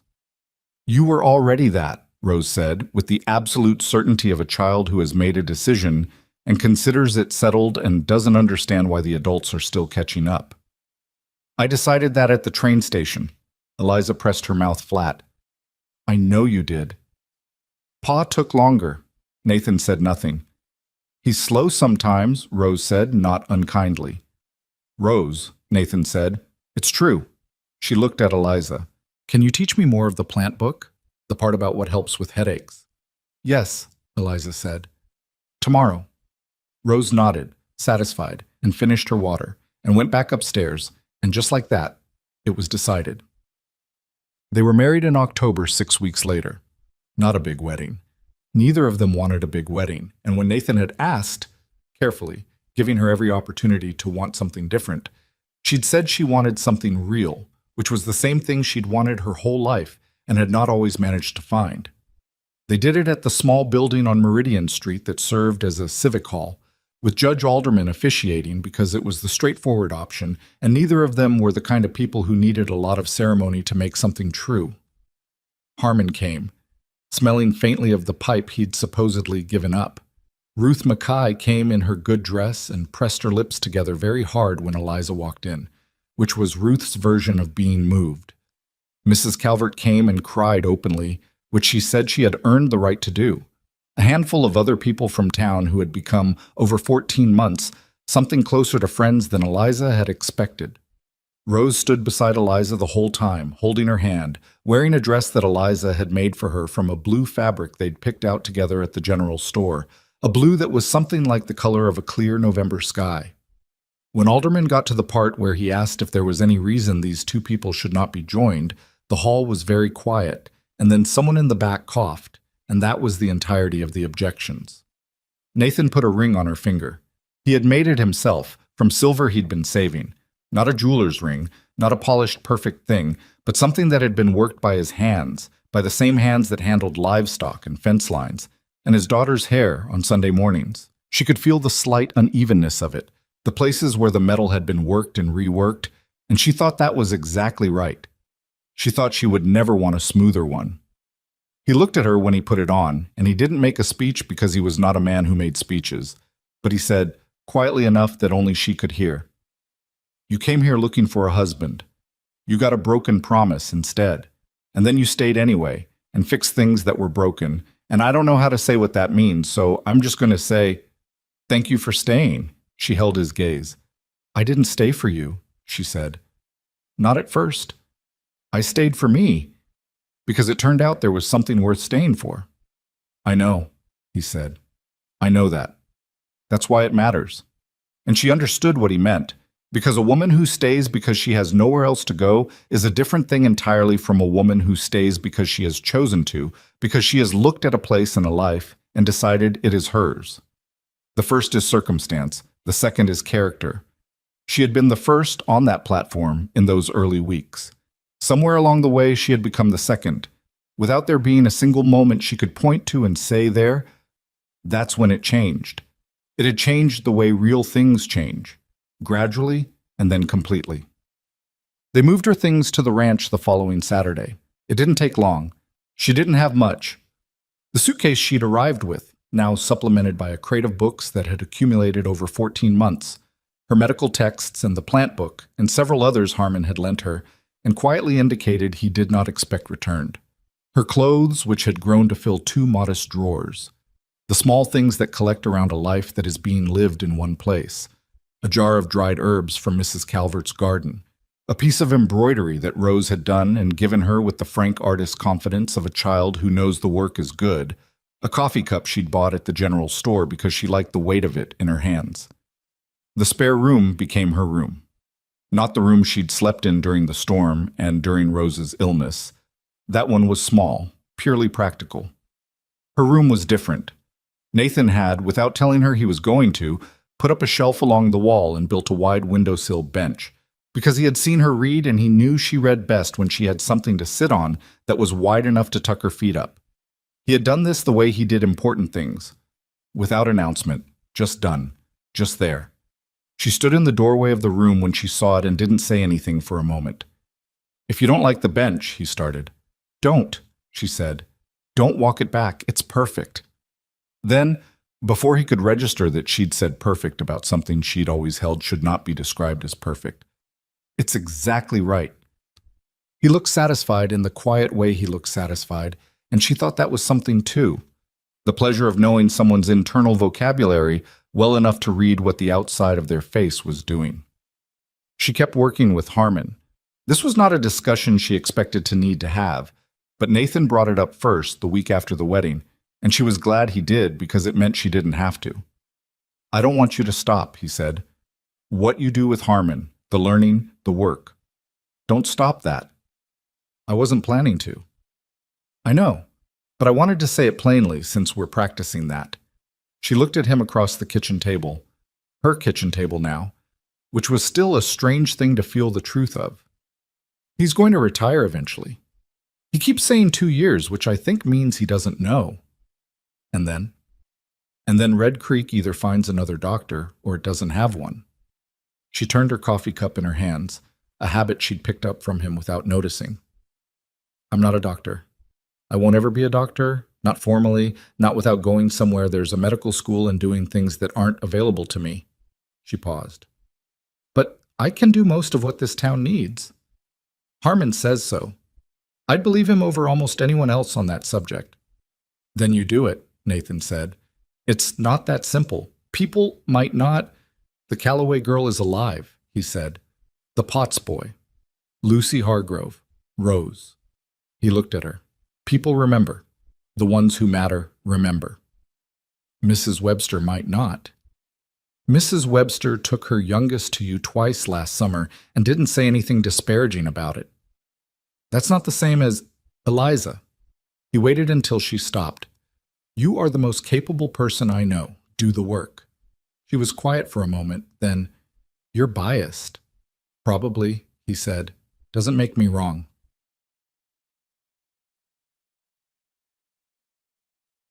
The winter that year was hard. Not catastrophically, not the kind of winter that broke people or burned through livestock, but hard in the sustained, grinding way of plains winters, where the cold comes in November and plants itself and doesn't negotiate. Snow that came and didn't melt, just compacted into something that had to be managed. Wind that made going outside into a calculation. The particular cabin fever of a household that has been indoors together for weeks and has learned both the best and the most difficult things about each other. She and Nathan argued twice in January. Real arguments, not the gentle friction of people learning each other's edges, but actual raised-voice disagreements about real things. Once about how much of their savings to put toward expanding the spring herd, a subject on which he had more experience and she had more caution, and neither of them was entirely wrong. And once about Rose, about how much Eliza was directing her schoolwork versus how much she should be finding her own way to things, which was the version of the earlier argument about what Eliza's role was and wasn't and where the edges of it fell. The first argument resolved because she was right about the herd, and he eventually acknowledged it, which cost him something, and he did it anyway, which she respected. The second argument was harder because they were both right about different parts of it, which is the worst kind of argument to resolve because you can't simply locate the error and correct it. They were quiet with each other for a day and a half, and then Nathan said, coming in from the cold with snow on his coat, "I think we were both arguing about something bigger than Rose's schoolwork, and she said yes, and they talked about it properly, and it got better, and it stayed better." Rose, who had observed both arguments with her characteristic stillness, said, after the second one resolved, "You argue like real people." "What does that mean?" Nathan said. "Mrs. Alderman says her parents never argued. She says it like it's good." Rose thought about it. "But I think it means they never said things." Eliza looked at Nathan. Nathan looked at Eliza. "She's going to be insufferable when she's older," he said. "She's already somewhat insufferable," Eliza said, and Rose looked deeply pleased by this, because she was 7 and had her father's gift for understanding that certain kinds of criticism were actually compliments. Spring came the way it came out here, not gently, not as a gradual warming, but as a kind of wrestling match between the cold that had been settled in for months and the sun that had decided it was done being pushed around. The mud season was spectacular. The ranch was a project for 3 weeks. But the grass came back and the animals were right, and the mornings that had been dark at 6 were light again by 5. And the particular quality of air in early April, that smell of new ground, of things deciding to grow, was one that Eliza had decided the previous April was her favorite smell in the world. She was in Harmon's office on a Tuesday in late March when a woman came in she didn't recognize, mid-30s, traveled-looking, a child of about 4 on her hip, and a look on her face that was trying to be composed and not quite managing it. She'd come in on the morning train, she said. She was looking for work and for somewhere to stay. She'd heard there was a town here that had decent people. Eliza looked at her for a moment. She looked at the woman's worn coat and her careful posture and the way she was holding her son on her hip, both as comfort and as proof of something. "I have something worth keeping. I'm a person worth helping." "Sit down," Eliza said. "I'll get you some water and then we'll figure out what you need." The woman sat. The boy looked around the office with wide eyes. "Are there decent people here?" the woman asked. Eliza thought about Ruth Mackay, who had given her work the week she arrived and called her Eliza by the end of the month. About Doc Harmon saying, "I want to teach you more," as if it were the obvious next thing. About a 6-year-old on a train platform pointing at a stranger with complete certainty. About a man who put a shelf on the wall and didn't say anything about it. "Yes," Eliza said. "There are." She got the water. She sat across from the woman. She listened to what she needed and helped her think through where to start. It was, she had come to understand, the work she was meant to do. Not because it had been planned or arranged or promised to her by anyone, but because she had stumbled into a place that needed what she had, and she had stayed. And staying had made her more than she'd been.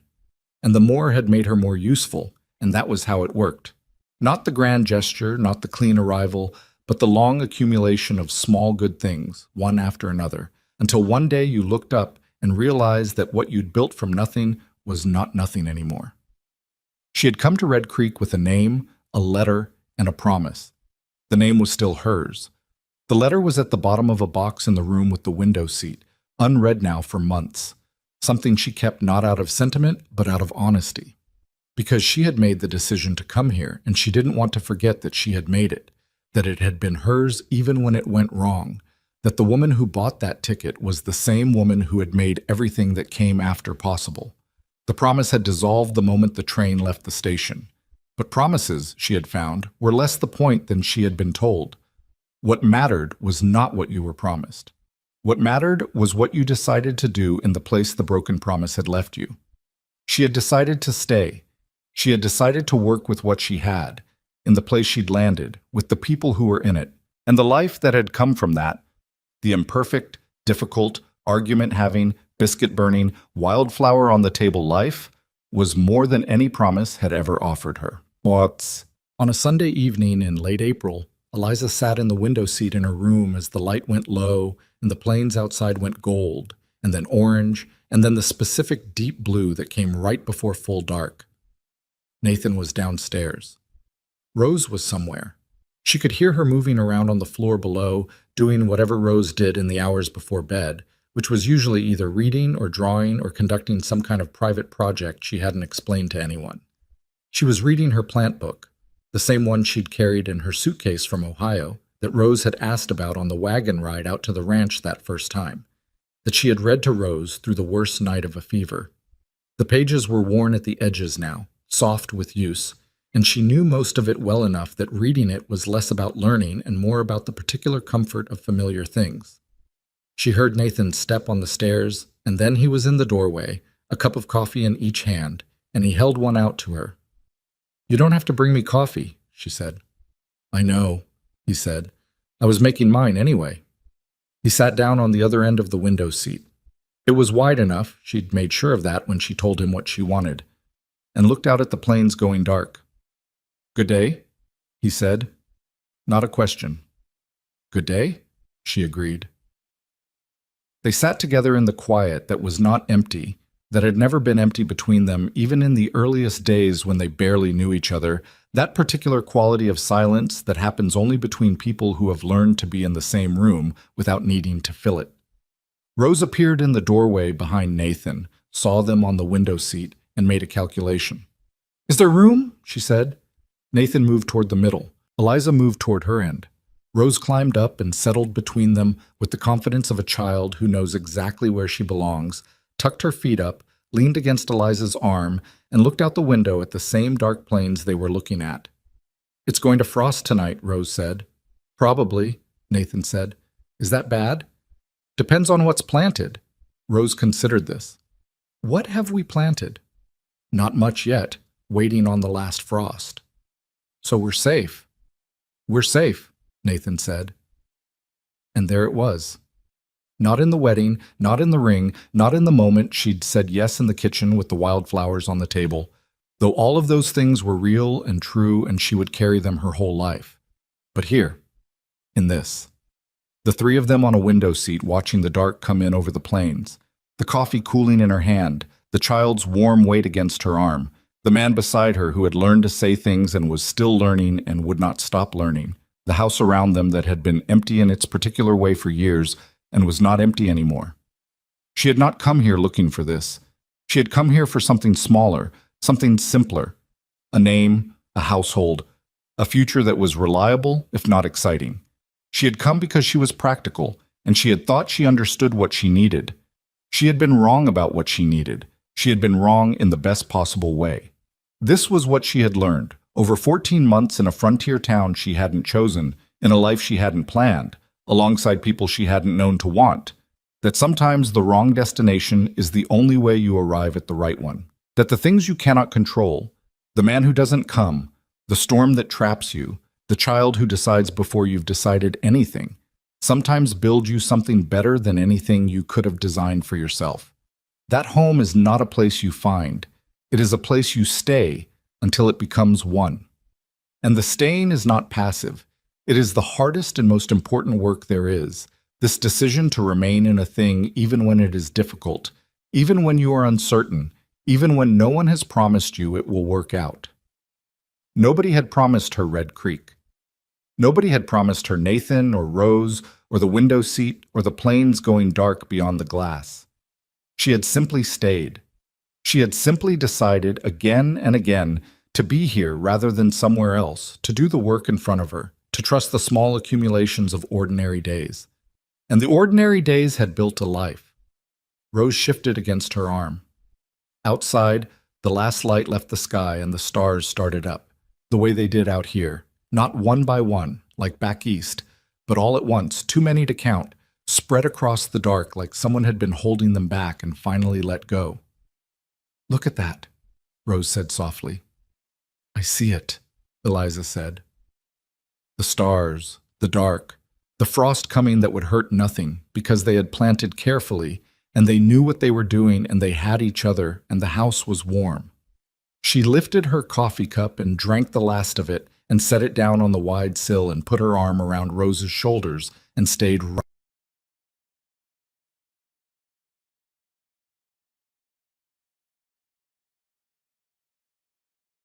Hilarious. And I digged it so much. Hello, Sadriana. Hello, everyone. How are y'all doing? How was your day at work, by the way, Sadriana? I'm assuming you had a late night. since you're coming in right now. The transit to the airport was messy because of some restriction the day I left. The anxiety from that didn't let me fall asleep at all. I had to go home at 2 a.m. because of said restriction. My initial plans were to leave around 5 a.m. I didn't sleep before I got home. Left home. Then I got like half an hour of sleep at the airport. Be up bowling till 1? Oh my God, dude. That's tough. Oh my gosh, that's really tough to go through. But yeah, how are y'all doing? Aranita, Wispy, Adriana? Hope y'all are doing fantastic.